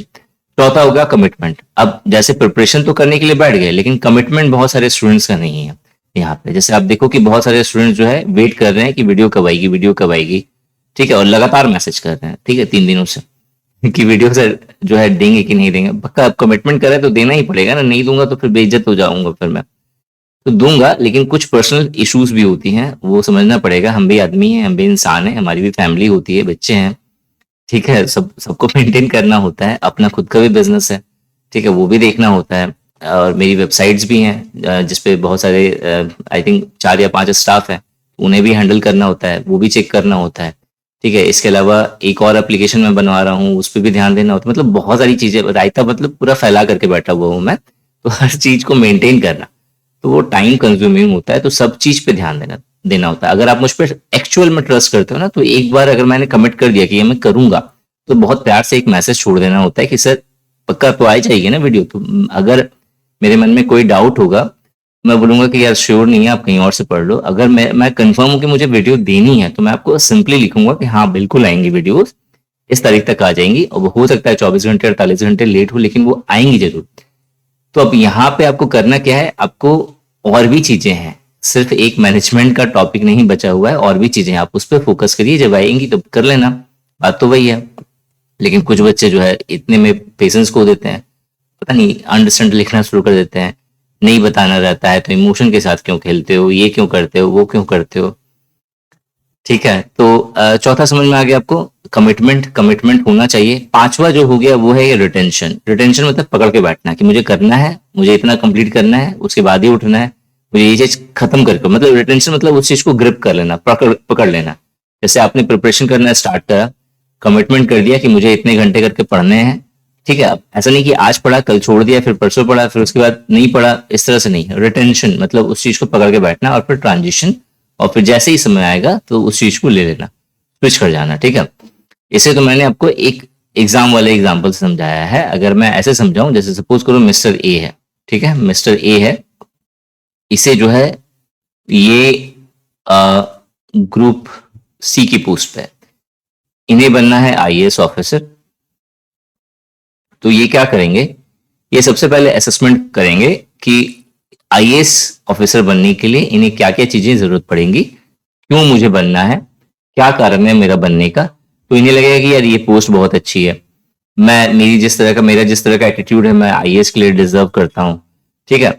और मैं पढ़ने में भी अच्छा हूँ, ठीक है। फैमिली जो है ये बहुत, इसी के लिए फैमिली जो है बहुत मैटर करती है। फैमिली एक मोटिवेशन का काम करती है कि मेरा फाइनेंशियल सिचुएशन वीक है, या मेरे फैमिली में मेरे माँ बाबा चाहते थे कि मैं बहुत बड़ा अधिकारी बनूं, ठीक है।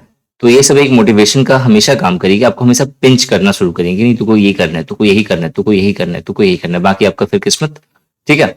तो वो क्या कर रही है, वो आपको एक तरह से मोटिवेट करी। तो इसने पूरा असेसमेंट करा मिस्टर ए ने कि भाई मुझे आईएएस ही बनना है, क्यों बनना है, क्या किस लिए बनना है, कैसे बनूंगा, ये सब चीज यहाँ पे इन्होंने लिखा जोखा कर लिया। तो ये हो गया असेसमेंट का पार्ट। दूसरा इन्वेस्टिगेशन, अभी ये जो है पूरा सिलेबस सिलेबस निकाल के बैठे हुए हैं कि आईएएस का क्या सिलेबस होता है, कैसे प्रिपरेशन करनी है, कौन कौन सी बुक है, कैसे पढ़नी है, कितने साल में क्लियर होगा, मेरी जितनी स्पीड है वो उसके अकॉर्डिंग मुझे देखना है, मेरा वीकनेस क्या है, मेरा पॉजिटिव जो है, मेरा प्लस पॉइंट क्या है, पॉजिटिव क्या क्या है मेरे पास।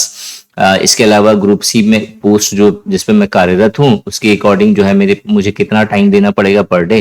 तो वो सारा कैलकुलेशन करके इन्होंने देखा कि भाई मुझे 2 साल लगेंगे, 2 इयर्स में मैं इस पोस्ट पे, मैं इसके लिए प्रिपेयर हो जाऊंगा 2 साल के लिए। तो उसके बाद जो है ये कर लिया, उसके बाद जो नेक्स्ट आता है प्रिपरेशन का फेज, अब वो क्या करेंगे, अपना एक शेड्यूल बनाकर प्रिपरेशन करना शुरू करेंगे, ठीक है। कमिटमेंट भी होगी यहाँ पे कि मुझे इतने घंटे पर डे देने पड़ेंगे, सपोज करो 4 घंटे, 4 से 5 घंटे पर डे करके देने पड़ेंगे, ठीक है। तो उन्होंने क्या करा, कमिटमेंट कर दिया। अब उसके बाद रिटेंशन, अब ये नहीं कि अगले दिन जो है इनका कोई फ्रेंड है उसने बोला कि भाई मूवी आई है नहीं, तो चलो देखते हैं, देखने चलते हैं। तो अब यहाँ पे ये इन्होंने क्या करा, अपना कमिटमेंट साइड करा और फिर मूवी चले गए, वो चीज नहीं होगा, ठीक है। तो यहाँ पे रिटेंशन होना बहुत जरूरी है।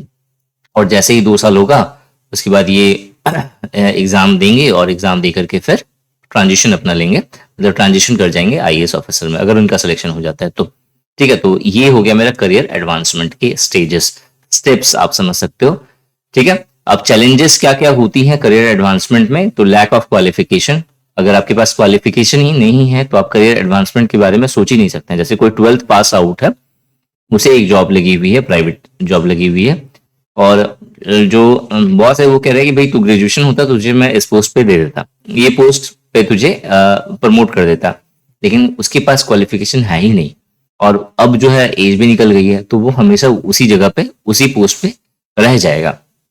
तो lack of qualification, not enough experience, experience नहीं होता है बहुत केस में, कि मतलब डिमांड तो होती है कि इस पोस्ट में मैं आपको क्या करूंगा कि इस पोस्ट पे जो है सीट खाली है, लेकिन आपको एक्सपीरियंस चाहिए 5 साल का, तो वो भी नहीं है, आपका 5 साल हुआ नहीं है, तो आपको लग रहा है कि आप सुटेबल हो इस पोस्ट के लिए, लेकिन यहाँ पे जो एक्सपीरियंसेस है वो मात्र 2 साल का अभी तक आपका हुआ है, 5 साल हुआ नहीं है, तो आप यहाँ पे स्विच नहीं कर सकते।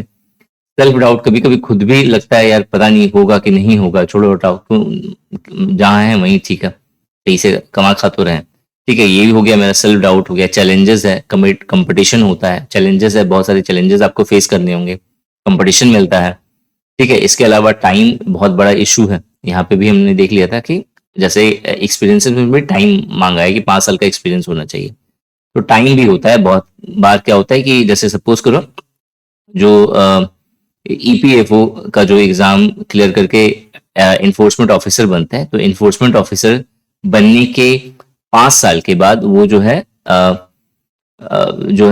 मेरा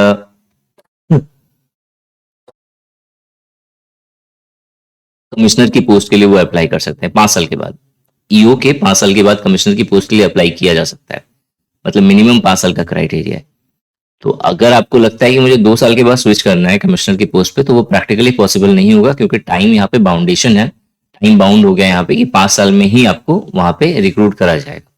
तो यहाँ पे टाइम बहुत बड़ा फैक्टर है। बहुत समय क्या होता है, फियर लगता है कि यार पता नहीं उस पोस्ट पे चले गए तो लाइफ कैसी होगी, क्योंकि ऑब्वियस रिस्पॉन्सिबिलिटी बढ़ेगी, क्योंकि बड़ा पोस्ट है तो रिस्पॉन्सिबिलिटी ज्यादा होगी, हम कर पाएंगे कि नहीं कर पाएंगे, वो भी एक तरह का चैलेंजेस होता है। तो ये कुछ चैलेंजेस हैं करियर एडवांसमेंट में। नेक्स्ट आ रहे हैं हम लोग प्रोक्योरमेंट पे। देखो बेसिकली प्रोक्योरमेंट होता क्या है, प्रोक्योरमेंट को हम लोग ऐसे समझ सकते हैं कि सपोज करो कि आपका एक शॉप है, ठीक है, तो उस शॉप के अंदर बहुत सारे आपके प्रोडक्ट होंगे, सर्विसेज होंगी, तो कौन सा प्रोडक्ट ज्यादा डिमांड में है, उस प्रोडक्ट का मार्केट किस तरीके से है, किस तरीके का होगा फ्यूचर में, ठीक है, सप्लायर कौन कौन से हैं, कहां कहां से आप उस प्रोडक्ट को मंगवा सकते हो, बेस्ट सप्लायर कौन है, बेस्ट सप्लायर कौन होगा जो कम प्राइसेस में ज्यादा अच्छी क्वालिटी वाले माल आपको दे सकता है, ठीक है, तो उसे आइडेंटिफाई करना, फिर उसके साथ डील करना, प्रोडक्ट को मंगाना, एक मतलब उतना ही मंगाना जितना जरूरत है, ये नहीं कि पूरा भर लेना, ठीक है, मंगवाना, फिर जो है उस सप्लायर के साथ एक रिलेशनशिप बिल्ड करके चलना, ताकि जो है आपको उसी प्राइस पे, चांसेस हो कि उसी प्राइस पे आपको वो माल देता रहे, ठीक है। तो ये सब कुछ जो है प्रोक्योरमेंट का पार्ट है, ठीक है। प्रोक्योरमेंट होता क्या है, अगर आप किसी ऑर्गेनाइजेशन या फिर किसी इंडस्ट्री के अंदर हो, ठीक है, जहां पे आपका काम क्या है, प्रोडक्ट और सर्विसेज को अच्छे से समझना कि क्या डिमांड में है और फिर उसके अकॉर्डिंग ऑर्डर करना, तो आप क्या करोगे कि आइडेंटिफाई करोगे। सबसे पहला स्टेप क्या होगा, आइडेंटिफाई करोगे कि कौन सा प्रोडक्ट या सर्विस जो है वो डिमांड में है, ठीक है, पहला काम ये होगा। दूसरा काम क्या है कि जो डिमांड में प्रोडक्ट या सर्विस है उसे कैसे जो है हमें फुलफिल करना है, तो आप ऑब्वियस सप्लाई करवाओगे उसका, ठीक है। अगर आप प्रोड्यूसर नहीं हो तो जो प्रोड्यूसर होगा उससे फिर वो लोगे, या जो सप्लायर होगा उससे आप लोगे, तो आपको मार्केट में अच्छे अच्छे सप्लायर को पकड़ना पड़ेगा, फिर उससे रेंज पता करनी पड़ेगी, फिर उस रेंज में कौन बेस्ट क्वालिटी का प्रोडक्ट दे रहा है उसे जो है आपको समझना पड़ेगा, फिर नेगोशिएट करना पड़ेगा उसके साथ, जो नॉर्मल देखो प्रैक्टिकल चीजें हैं, बहुत आराम से आपको समझ में आ रहा होगा, ठीक है। उसे नेगोशिएट करना पड़ेगा कि भाई इतने का माल है, ठीक है, तुम्हारा माल तो इतना है, लेकिन फलना आदमी जो है वो इस माल को इतने प्राइस में देने के लिए तैयार है, तुम्हें देना है तो बोलो, ठीक है, तो हो सकता है उसमें से कोई पट जाए, ठीक है। तो अगर फिर जो है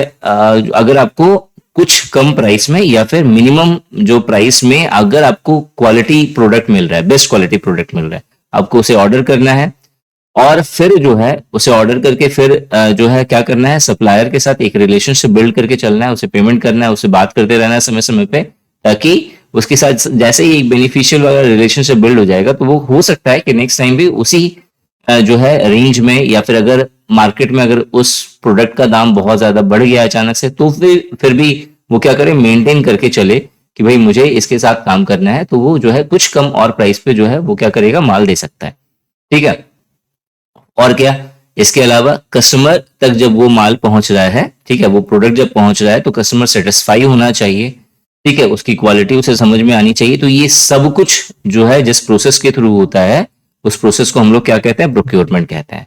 तो बेसिकली प्रोक्योरमेंट का जो पर्पस होता है वो तीन होता है, तीन इंपॉर्टेंट इसके पर्पस है। पहला जो है ये स्पेंड को कंट्रोल करता है, खर्चे को कंट्रोल करता है। दूसरा करप्शन को प्रिवेंट करता है, करप्शन होने से रोकता है।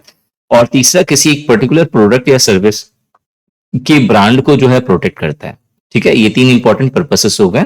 अगर मैं ऑर्गेनाइजेशन की बात करूं तो एक ऑर्गेनाइजेशन के अंदर जो प्रोक्योरमेंट होगा उसका मेन तीन रोल होगा। पहला कि जो प्रोडक्ट है या जो रॉ मटेरियल, मान लेते हैं रॉ मटेरियल जो है एक ऑर्गेनाइजेशन को चाहिए, तो इस रॉ मटेरियल का अनइंटरप्टेड फ्लो बना हुआ रहे। अनइंटरप्टेड मतलब ऐसा नहीं कि जरूरत पड़ी और वो स्टॉक में ही नहीं है, बिल्कुल भी वो नहीं होना चाहिए, स्टॉक में होना चाहिए। और अगर अगर मतलब कम है तो उसका फ्लो मेंटेन करके रखना है, कि मतलब उस खत्म होने से पहले तक वो आ जाना चाहिए, ठीक है। दूसरा, improve the quality of finished good produced, ठीक है, जो फिनिश्ड गुड है, जो फाइनल जो गुड्स है उसकी क्वालिटी इंप्रूव होनी चाहिए। और optimise customer satisfaction, customer satisfaction वो क्या होना चाहिए, ऑप्टिमाइज होना चाहिए, ऑप्टिमम लेवल पे होना चाहिए। भाई ये चीज यहाँ की दही खा करके मजा आ जाता है, ठीक है। तो अब ये नहीं है कि एक बार जो है आपने अच्छी अपने दुकान में अपनी, आप मान लेते हैं आपकी मिठाई की दुकान है, तो आपकी मिठाई की दुकान फेमस है एक पर्टिकुलर दही के लिए, तो अब जो है ये नहीं कि आप को उस क्वालिटी को के साथ छेड़छाड़ कर दोगे जब वो फेमस हो गया तो नहीं, आपको उसे मेंटेन करके चलना है ताकि कस्टमर जो है वो हमेशा उसकी जो वो डिमांड है वो बनी हुई रहे और आपका माल बिकता रहे। ठीक है, ये हो गया। अब प्रोक्योरमेंट के 7 Rs के रूल हैं जो प्रोक्योरमेंट का एक्चुअल मतलब बताते हैं। जैसे राइट प्राइस, मतलब आपका जो प्रोडक्ट, आपको जो प्रोडक्ट चाहिए वो एक राइट प्राइस पे आपको मिलना चाहिए, क्वांटिटी में मिलना चाहिए, जिस क्वांटिटी में चाहिए उस क्वांटिटी में आपको उठाना है। जैसे मान लो कि कोई प्रोडक्ट है जिसका प्राइस है 10 रुपए, ठीक है, मतलब आप नॉर्मल जो है आपको 10 रुपए मिलता है, अचानक से आपको एक सप्लायर मिल गया ऐसा जो 2 रुपए में देने के लिए तैयार है। ठीक है, तो अब ये नहीं कर सकते ना आप कि चलो 10 रुपए का माल आपको 2 रुपए में मिल रहा है तो पूरा का पूरा गोडाउन आपने इससे भर लिया। हो सकता है कि कुछ पर्पस हो, कुछ कारण हो उस 2 रुपए मिलने का। हो सकता है कि कुछ समय के बाद मार्केट इसका बिल्कुल भी खत्म हो जाए, तो उस समय तो फिर आपका ये पूरा स्टॉक ऐसे ही बर्बाद हो जाएगा। तो राइट क्वांटिटी में माल उठाना ये जरूरी होता है, राइट क्वालिटी में होना चाहिए। क्वालिटी बहुत इंपॉर्टेंट है, टाइम पे आपको मिलना चाहिए। ये नहीं कि आपने पेमेंट कर दिया 2 रुपए के हिसाब से, आपने 20 बंडल पेमेंट कर दिया, 20 बंडल का पता चल रहा है कि वो आ ही रहा है। ठीक है, आपने बोला कि 1 वीक के अंदर आ जाना चाहिए, 7 डेज के अंदर जो है वो माल जो है आप तक पहुंच जाना चाहिए, 30 दिन हो गए अभी तक आता ही है वो, तो ये नहीं होना चाहिए। ठीक है, तो राइट टाइम बहुत इंपॉर्टेंट है, राइट प्लेस बहुत इंपॉर्टेंट है। ठीक है, राइट सोर्स बहुत इंपॉर्टेंट है, जो आप सप्लायर है वो ट्रस्टेड होना चाहिए। ठीक है, और राइट सर्विस बहुत इंपॉर्टेंट है, वो टच में हो हमेशा। अगर किसी भी तरह का कोई भी फॉल्ट निकल रहा है माल में तो आप कॉल कर सको तो वो कॉल उठाए। ऐसा नहीं कि रिंग बज रहा है, बजता बज रहा है या फिर बजना ही बंद हो गया या लाइन ही डेड है, कोई कनेक्शन का कोई जरिया नहीं है, तो फिर वहां पे गड़बड़ हो जाता है। तो ये 7 R है प्रोक्योरमेंट के, ये ध्यान में रखना। प्रोक्योरमेंट का जो मेन एम है वो क्या है कि जो सप्लाई है मटेरियल का, जो आप अपने ऑर्गेनाइजेशन के अंदर जो प्रोडक्ट या सर्विस बेच रहे हो उसका हमेशा सप्लाई मेंटेन रहे। ठीक है, वो हमेशा फ्लो में बना हुआ रहे। ठीक है, इसके अलावा कुछ और गोल्स हैं प्रोक्योरमेंट के। क्या? तो पहला जो है नंबर 1, वो क्या है कि जो फ्लो है मटेरियल का वो हमेशा क्या हो, अनइंटरप्टेड बना हुआ रहे और एक रिलायबल सोर्स के साथ बना हुआ रहे। मतलब आप उस पर ट्रस्ट कर सको। ऐसा नहीं कि आपको माल तो मिल रहा है लेकिन वो खराब माल मिल गया, तो आप तो खराब माल तो कस्टमर को दोगे नहीं, क्योंकि फिर अगर आपने दे दिया तो फिर जो है आपका नाम खराब हो जाएगा वहां पे। ठीक है, तो रिलायबल सोर्स के थ्रू जो है अनइंटरप्टेड फ्लो हो मटेरियल का जो आपको सेल करना हो।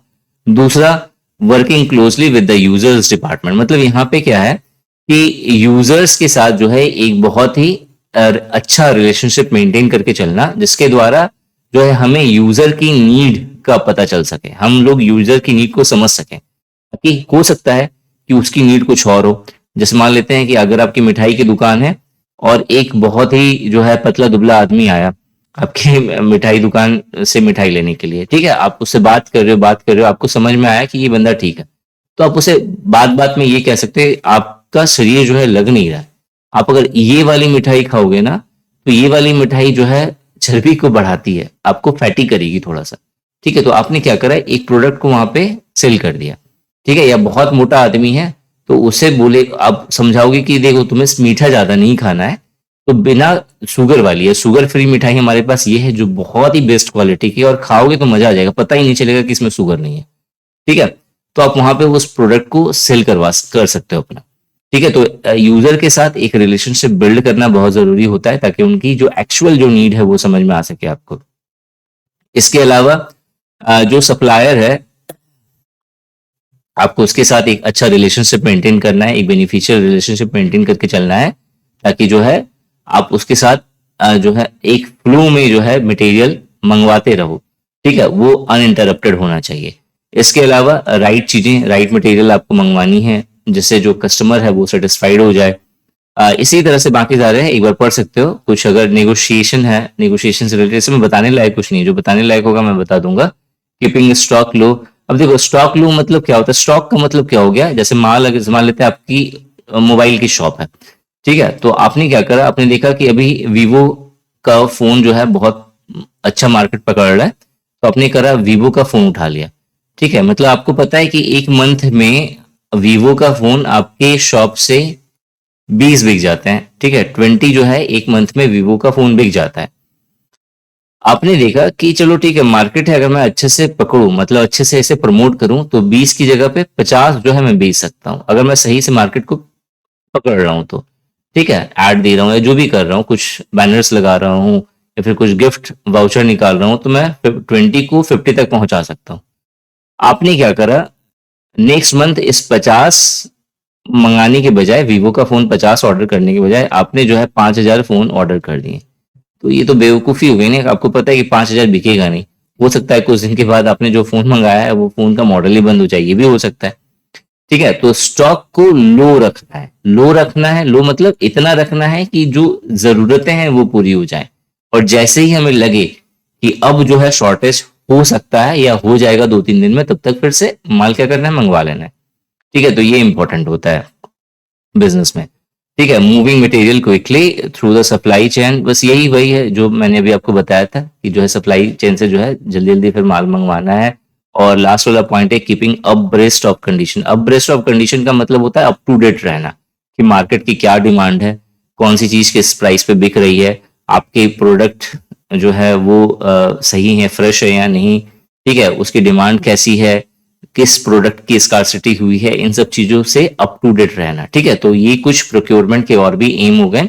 बाकी ये थोड़ा सा अकाउंटिंग का पार्ट है, तो अगर आप अकाउंटिंग बैकग्राउंड से हो, बहुत अच्छी बात है। अगर नहीं हो, और अगर आपके पास समय है, मतलब पेपर जो है 10 के बाद है, तो मतलब समय है, तो आप जो है 1 दिन 2 दिन निकाल करके अकाउंटिंग के ऊपर में मैंने एक बेसिक फाउंडेशन कोर्स बनाया हुआ है, मतलब वीडियो की पूरी सीरीज है, आप उसे देख सकते हो। वहां से आपको अकाउंटिंग बहुत आराम से इजीली समझ में आ जाएगी कि अकाउंटिंग होता क्या है। ठीक है, नेक्स्ट जो है प्रोक्योरमेंट प्रोसेस के कुछ स्टेप्स होते हैं जिसके थ्रू प्रोक्योरमेंट प्रोसेस होता है, जिसमें सबसे पहला है सर्वेइंग द मार्केट। मार्केट को सर्वे करना, समझना कि कौन सा प्रोडक्ट की क्या डिमांड है। फिर आपको पोटेंशियल सप्लायर को पकड़ना, पहचानना कि कौन सा पोटेंशियल सप्लायर है, कौन सा माल किस कौन सा सप्लायर दे सकता है। फिर जो है creating an approved list of vendor. ठीक है, आपको वेंडर समझना कि कौन कौन से वेंडर अप्रूव्ड हैं। उसके बाद इंटरनल नीड्स, जो आपके ऑर्गेनाइजेशन की जो नीड है, आपको उसे एक्सेस करना, उसे समझना। ठीक है, प्रिपेयरिंग अ परचेस ऑर्डर, जो ऑर्डर है उसे परचेस करना। Requesting proposal and requesting proposal मतलब आपने जो है देखा कि परचेसिंग ऑर्डर आपने करा, तो आपको पता चला कि ये माल इतने का मिल रहा है, तो आपने जो है एक प्रपोजल रिक्वेस्ट वहां पर डाल दिया कि भाई ये माल इतने में हो सकता है क्या। ठीक है, तो हो सकता है कि सप्लायर आपको बोल दे कि हाँ सर हो जाएगा। नेगोशिएशन करना, मतलब जहां पे नेगोशिएशन की बात हो रही है, मतलब यहाँ पे नेगोशिएशन, इस मतलब नेक्स्ट स्टेप में क्या आएगा, नेगोशिएशन आएगा। उसके बाद receiving goods and performing quality checks, developing and managing contracts, मतलब आगे जो है लेन देन का प्रोसेस है। ठीक है, obtaining invoice approvals and fulfilling payments term, establishing a good supplier relationship. ठीक है, तो ये कुछ स्टेप्स हैं जो मैंने आपको यहाँ पे प्रोक्योरमेंट प्रोसेस के बताए, बहुत ज्यादा इंपॉर्टेंट नहीं है, आप स्किप कर सकते हो इसे। ठीक है, इसी चीज को मैंने यहाँ पे एक जो है इसके द्वारा समझाया हुआ है, एक साइकिल के द्वारा समझाया हुआ है, किस तरीके से ये पूरा स्टेप्स फॉलो होता है प्रोक्योरमेंट का। आप इसे रीड कर लेना, आपको समझ में आ जाएगा। पीडीएफ आपको टेलीग्राम चैनल पे मिल जाएगी। बहुत सारे स्टूडेंट्स ऐसे होते हैं कि जस्ट जिन्होंने ज्वाइन करा टेलीग्राम चैनल और उसके बाद बोलना शुरू कर दिया सर पीडीएफ सेंड करो, पीडीएफ सेंड करो। अरे स्क्रॉल तो करो, सारा चीज तो डाला हुआ है सब जगहों पे। ठीक है, प्रोक्योरमेंट की एक्टिविटीज जो है 2 तरह की होती हैं, मतलब 2 तरह से प्रोक्योरमेंट को आप कैटेगराइज कर सकते हो। एक होता है डायरेक्ट प्रोक्योरमेंट या फिर डायरेक्ट स्पेंड, और दूसरा होता है मेरा इनडायरेक्ट प्रोक्योरमेंट। डायरेक्ट प्रोक्योरमेंट वो प्रोक्योरमेंट है जो स्पेशली आपके ऑर्गेनाइजेशन का जो मेन प्रोडक्ट या सर्विस है जो सेल हो रहा है उससे जुड़ा हुआ है। ठीक है, मतलब आपका जो मेन प्रोडक्ट है, अगर उस प्रोडक्ट को आप परचेज कर रहे हो सप्लायर के थ्रू, तो ये जो कहलाएगा ये होगा डायरेक्ट प्रोक्योरमेंट। इनडायरेक्ट प्रोक्योरमेंट में मतलब जो मेन जो प्रोडक्ट है उसे छोड़ के बाकी उससे जुड़ी हुई चीजें हैं, या फिर आपके ऑर्गेनाइजेशन की और भी जो चीजें हैं जो कहीं ना कहीं आपके मेन प्रोडक्ट को बनने में हेल्प करती हैं, अगर आप उसका सप्लाई मेंटेन कर रहे हो, ठीक है, अपने ऑर्गेनाइजेशन में, तो उसे हम लोग इनडायरेक्ट प्रोक्योरमेंट कहेंगे। इसके अंदर बहुत सारी चीजें हो सकती हैं, जैसे मशीन से रिलेटेड हो सकता है कि लुब्रिकेंट्स घट गया हो। ठीक है, तो लुब्रिकेंट टाइम टू टाइम आना चाहिए आपके ऑर्गेनाइजेशन में, तो उसे मेंटेन करना। ठीक है, इसके अलावा और भी चीजें होंगी, जैसे कि इक्विपमेंट्स होंगे बहुत सारे, उसे मेंटेन करना। कंसल्टेटिंग कंसल्टिंग सर्विसेज जो है उसे मेंटेन करना, मतलब बहुत सारी चीजें ऐसी होती हैं जो प्रोडक्ट, जो आपका जो मेन प्रोडक्ट होगा ऑर्गेनाइजेशन का, उसके अलावा भी टाइम टू टाइम जरूरत पड़ती है उसकी। तो उन जो वे जो सबसेट क्या बोलेंगे उसे, मतलब जो सब प्रोडक्ट कह सकते हो आप, या फिर मेन प्रोडक्ट, एक तो हो गया मेन प्रोडक्ट जो सेल हो रहा है, एक उसके अलावा जो अदर प्रोडक्ट्स समझ लो अदर प्रोडक्ट्स हैं जो टाइम टू टाइम आपको अपने ऑर्गेनाइजेशन में लाना जरूरी है, ताकि आपका मेन प्रोडक्ट जो है उसका मैन्युफैक्चरिंग उसका जो है आप मतलब उसे बहुत आराम से इजीली सेल कर सको, ठीक है, उसमें वो हेल्प करे बहुत अच्छे से, तो वो इंटरप्ट ना हो। तो इसलिए बाकी सारे अदर जो प्रोडक्ट्स होंगे, जैसे फॉर एग्जांपल मिठाई की दुकान है तो मिठाई की दुकान में मिठाई बिकेगी, तो मिठाई आपका क्या हो गया मेन प्रोडक्ट, लेकिन डब्बा जो डब्बों में आपको मिठाई भर के भेजना है वो भी क्या है, वो भी तो चाहिए टाइम टू टाइम, हाथ में तो नहीं दोगे ना लोगों को, ठीक है। इसके अलावा और भी चीजें हो सकती है, जैसे कि पॉलिथीन बैग हो सकता है, ठीक है, बैनर्स हो सकते हैं।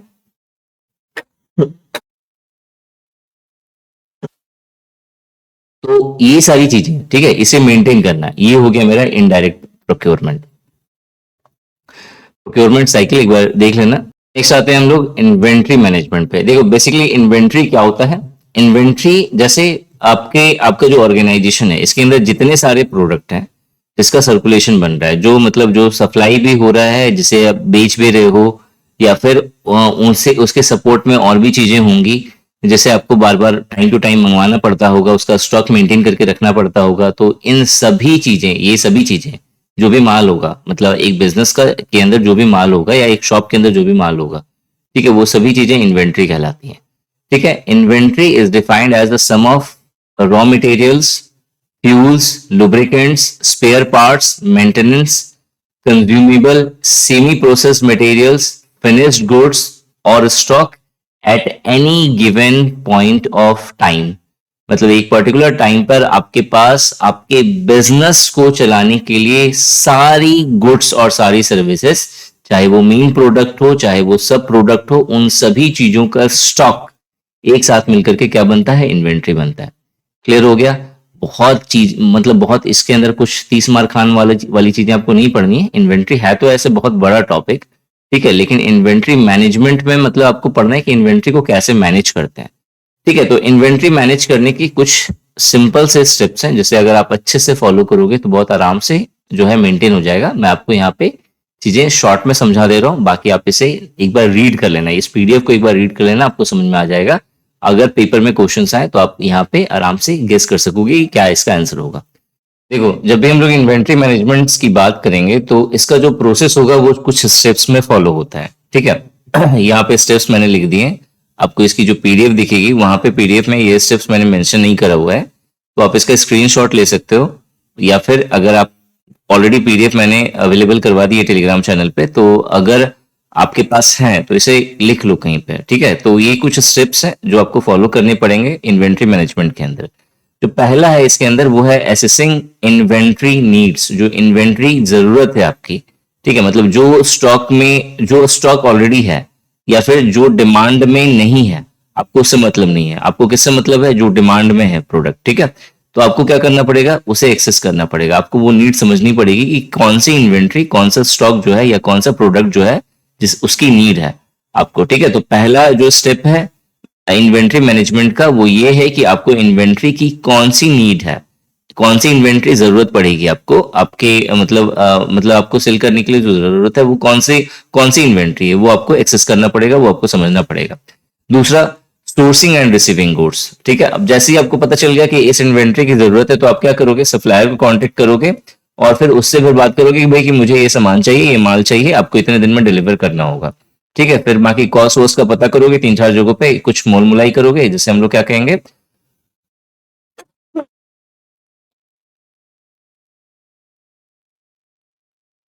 जिसे हम लोग नेगोशिएशन कहेंगे, ठीक है। तो नेगोशिएशन के द्वारा जो है आप क्या करोगे, कॉस्ट कम करने की कोशिश करोगे और लोवेस्ट प्राइस पे आप बेस्ट क्वालिटी प्रोडक्ट उठाओगे मार्केट से, ठीक है, या सप्लायर से। तो ये हो गया मेरा second part, sourcing and receiving goods. इसके बाद तीसरा क्या है, क्वालिटी कंट्रोल एंड इंस्पेक्शन।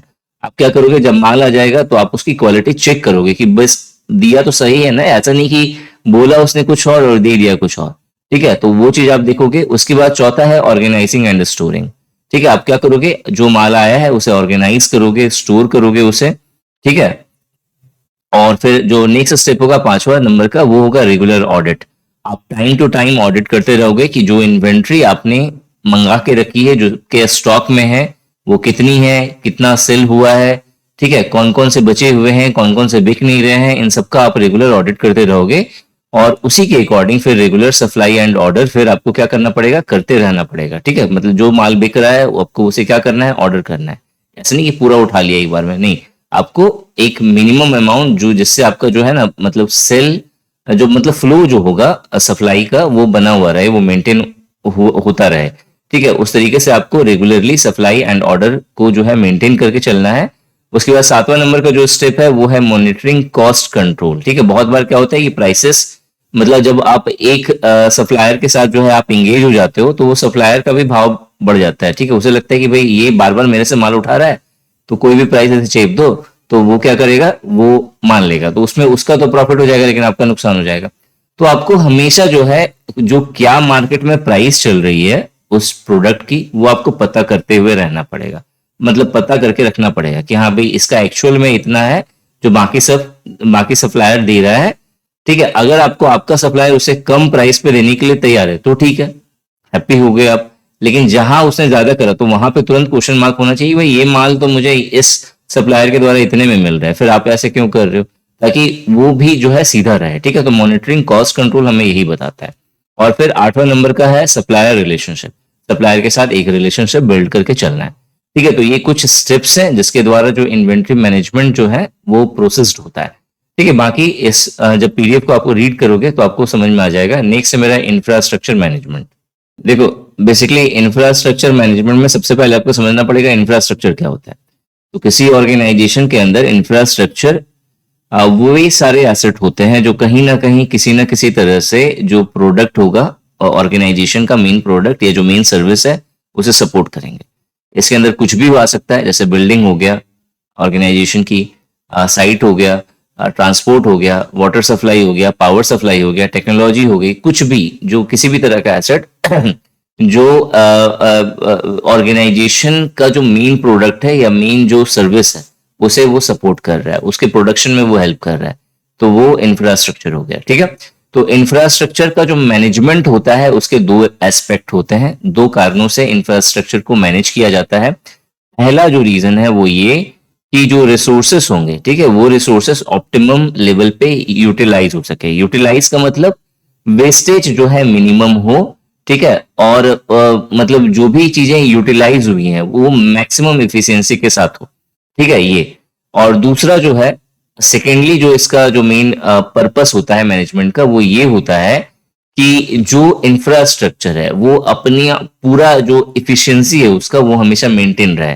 मतलब आप इसे ऐसे समझ सकते हो कि मान लो कि आपके पास एक व्हीकल है, ठीक है, बाइक है आपके पास, तो आपने अगर उसे मेंटेन करके नहीं रखोगे तो वो क्या होगा, वो अपनी पूरी इफिशियंसी नहीं देगा आपको हमेशा। ठीक है, कुछ समय के बाद वो क्या हो जाएगा, खराब होने लगेगा। लेकिन अगर आप उसे हमेशा मेंटेन करके रख रहे हो तो वो क्या करेगा, वो अपनी इफिशियंसी बहुत लंबे समय तक मेंटेन करके चलता है। ठीक है, तो इंफ्रास्ट्रक्चर का भी जो मेन पर्पस होगा मैनेज करने का वो यही होता है कि पहला रिसोर्सेज जो है वो ऑप्टिमाइज लेवल पे या ऑप्टिमम लेवल पे यूटिलाइज हो सके। वेस्टेज की मैं नहीं बात कर रहा, ठीक है, यूटिलाइज हो सके मिनिमम वेस्टेज के साथ। ठीक है, और दूसरा जो इंफ्रास्ट्रक्चर है वो अपनी इफिशियंसी जो है लॉन्ग टर्म के लिए मेंटेन रख सके। ठीक है, ये दो मेन पर्पस है इंफ्रास्ट्रक्चर मैनेजमेंट का।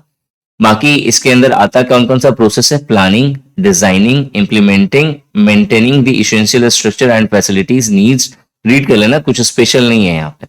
ठीक है, जो नेक्स्ट जो इंपॉर्टेंट है वो है कि ऑब्जेक्टिव्स क्या है, उद्देश्य क्या है और एम क्या है इंफ्रास्ट्रक्चर मैनेजमेंट का।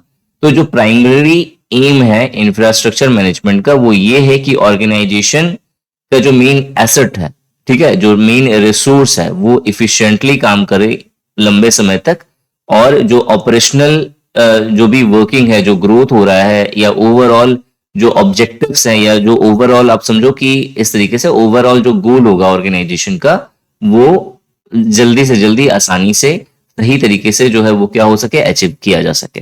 ठीक है, ये जो है मेन एम हो गया, ये सोलो एम हो गया इंफ्रास्ट्रक्चर मैनेजमेंट का। अब हम अगर ऑब्जेक्टिव्स की बात करें इंफ्रास्ट्रक्चर मैनेजमेंट के ऑब्जेक्टिव्स की, तो यहाँ पे गिवन है जैसे एक रिलायबिलिटी एंड अवेलेबिलिटी, हमेशा रिलायबल हो। ठीक है, मतलब जो इंफ्रास्ट्रक्चर है वो रिलायबल रहे हमेशा। अगर आप मैनेज करोगे तभी तो रिलायबल रहेगा ना, कि आप अपना जो जो बिल्डिंग है उसे अच्छे से मैनेज नहीं कर रहे हो तो कभी ना कभी तो वो ढह जाएगा। लेकिन आपको लग रहा है कि किसी जगह पे कुछ गड़बड़ हो रहा है तो आप उसे रिपेयर जरूर करोगे। कोई दीवार है वो ब्रेक कर रही है तो आप उसे रिपेयर जरूर करोगे। आप रिपेयर नहीं करोगे तो वो ढह जाने का वहां पे चांसेस हो सकता है। ठीक है, तो रिलायबिलिटी आपकी बनी रहे, अवेलेबिलिटी बनी रहे, उस इंफ्रास्ट्रक्चर की ऑप्टिमल परफॉर्मेंस देता रहे, स्केलेबल हो। ठीक है, मतलब ज्यादा अच्छे से वो स्केल प्रोडक्शन वो कर सके। ठीक है, सिक्योरिटी, कॉस्ट इफिशियंसी पढ़ लेना, बहुत आसान है, ये सब बताने की जरूरत नहीं है। कंप्लाइंस एंड गवर्नेंस, ठीक है, disaster recovery and business continuity, life cycle management and user satisfaction. तो ये कुछ इंपॉर्टेंट ऑब्जेक्टिव्स हैं इंफ्रास्ट्रक्चर मैनेजमेंट की। एक बार रीड कर लेना, बहुत आसान है, बहुत ईजी है। ठीक है, नेक्स्ट आते हैं हम लोग स्टोर पे। स्टोर देखो, स्टोर क्या होता है, जहां पे आप अपना सामान सब रखते हो। ठीक है, जैसे आपका ऑर्गेनाइजेशन है या शॉप है, ठीक है, तो आपका स्टोर क्या होगा, एक ऐसा गोडाउन होगा या फिर एक ऐसा प्लेस होगा जहां पे अपने गुड्स, मटेरियल्स, प्रोडक्ट्स को आप रखोगे। ठीक है, अरेंज करके, तो ये कहलाता है स्टोर।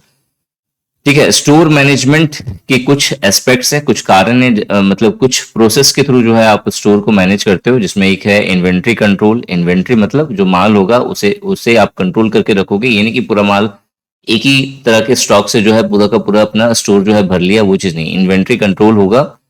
ठीक है, इफिशियंट स्टोरेज होना चाहिए, और मतलब जो स्टोरेज है वो इफिशियंट होना चाहिए। ऐसा नहीं कि कुछ माल ही मंगाया है और आपका पूरा का पूरा गोडाउन भर गया, पूरा का पूरा जो स्टोर है वो पूरा का पूरा फिल हो गया, वो चीज नहीं होना चाहिए। ठीक है, सिक्योरिटी जो है आपको मेंटेन करके रखनी पड़ेगी, वहां पे कुछ भी हो सकता है।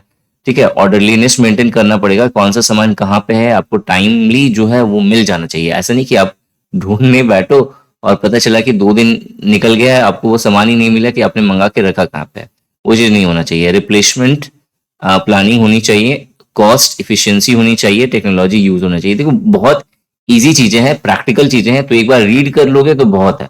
ठीक है, इसके अंदर कुछ स्पेशल नहीं है जो मुझे मतलब ऐसा लग रहा है कि मुझे समझाना पड़ेगा तब जाके आपको समझ में आएगा। आप एक बार रीड करोगे हो जाएगा। टाइप्स ऑफ स्टोर की बात करें तो बहुत तरह के स्टोर होते हैं। एक होता है रॉ मटेरियल स्टोर, जहां पे कच्चा पदार्थ या कच्चा माल ला करके रखा जाता है। बेसिकली ये स्टोर किन्हें जरूरत पड़ेगी, जिनका काम होगा प्रोडक्शन करने का। ठीक है, उन्हें जरूरत होगी रॉ मटेरियल स्टोर की। एक होगा finished good store. Finished good store मतलब एक ऐसा एरिया, मतलब एक ऐसा स्टोर जहां पे जो फाइनल प्रोडक्ट है जो मार्केट में जाने के लिए रेडी है, उसका एक स्टोर होगा, वो वहां पे स्टोर होकर के रखेगा। इसके अलावा एक होगा मेरा मेंटेनेंस स्टोर। मेंटेनेंस स्टोर में कुछ ऐसे स्पेयर पार्ट्स के स्टोर हो सकते हैं या इक्विपमेंट्स के स्टोर हो सकते हैं जो मशीन वगैरह सब से जुड़े हुए हो, और टाइमली जो है आपको क्या करने पड़े, जैसे मशीन को मैनेज करना है या कुछ चीजें करनी है, तो मतलब एक फैक्ट्री वगैरह सब में ये आपको देखने को मिलता है कि एक मेंटेनेंस स्टोर होता है जहां पे आपको मेंटेनेंस के सारे इक्विपमेंट्स मिलते हैं। ठीक है, एक होगा टूल स्टोर। टूल स्टोर में सेम मेंटेनेंस स्टोर जैसा ही यहाँ पे आपको हर तरह के टूल्स मिल जाएंगे। ठीक है, जो डे टू डे आपके ऑर्गेनाइजेशन में हेल्पफुल होंगे। ठीक है, एक होगा कंज्यूमेबल स्टोर। इसी तरह से और भी है, बस सारा एक बार रीड कर लेना हो जाएगा यहाँ पे। ठीक है, तो मैं ये सारी चीजें समझा नहीं रहा क्योंकि मुझे मालूम है कि आप एक बार रीड करोगे तो ये आराम से क्लियर हो जाएगा। ठीक है, तो यहाँ पे आपका सिलेबस खत्म हुआ। मैं माफी चाहूंगा कि वीडियो बनाने में देर हो गई, कुछ पर्सनल इश्यूज होती है, हमेशा इंसान एक जैसा नहीं रहता। ठीक है, अभी फैमिली के मैक्सिमम मेंबर्स जो हैं शादी में गए हुए हैं, तो 3-4 दिनों से, तो जिसकी वजह से जो है डिले हो गया, क्योंकि एक छोटा सा बाबू है जो 1 साल का भी नहीं है, उसे संभालना बहुत बड़े लेवल का ये काम होता है। ये सबसे बड़ा मैनेजमेंट जो है एक पिता की लाइफ में यही है कि उस छोटे से बच्चे को कैसे मैनेज करना है, क्योंकि जब डांटो तो भी वो मेरे पास ही आएगा। ठीक है, मतलब ना उसे डांटा जा सकता है ना उसे समझाया जा सकता है, बस उसके साथ जो है मगन हो जाओ, मतलब वो जिसमें खुश है उसी में आप भी खुश हो सकते हो। ठीक है, लेकिन मैंने पूरी कोशिश करी है आपको चीजें जो है देने के लिए। बाकी जो है कहीं भी अगर कोई भी गलती हो गई होगी तो मैं आप सभी से हाथ जोड़ के माफी मांगता हूँ। Thanks for watching this video and wish you good luck for your paper.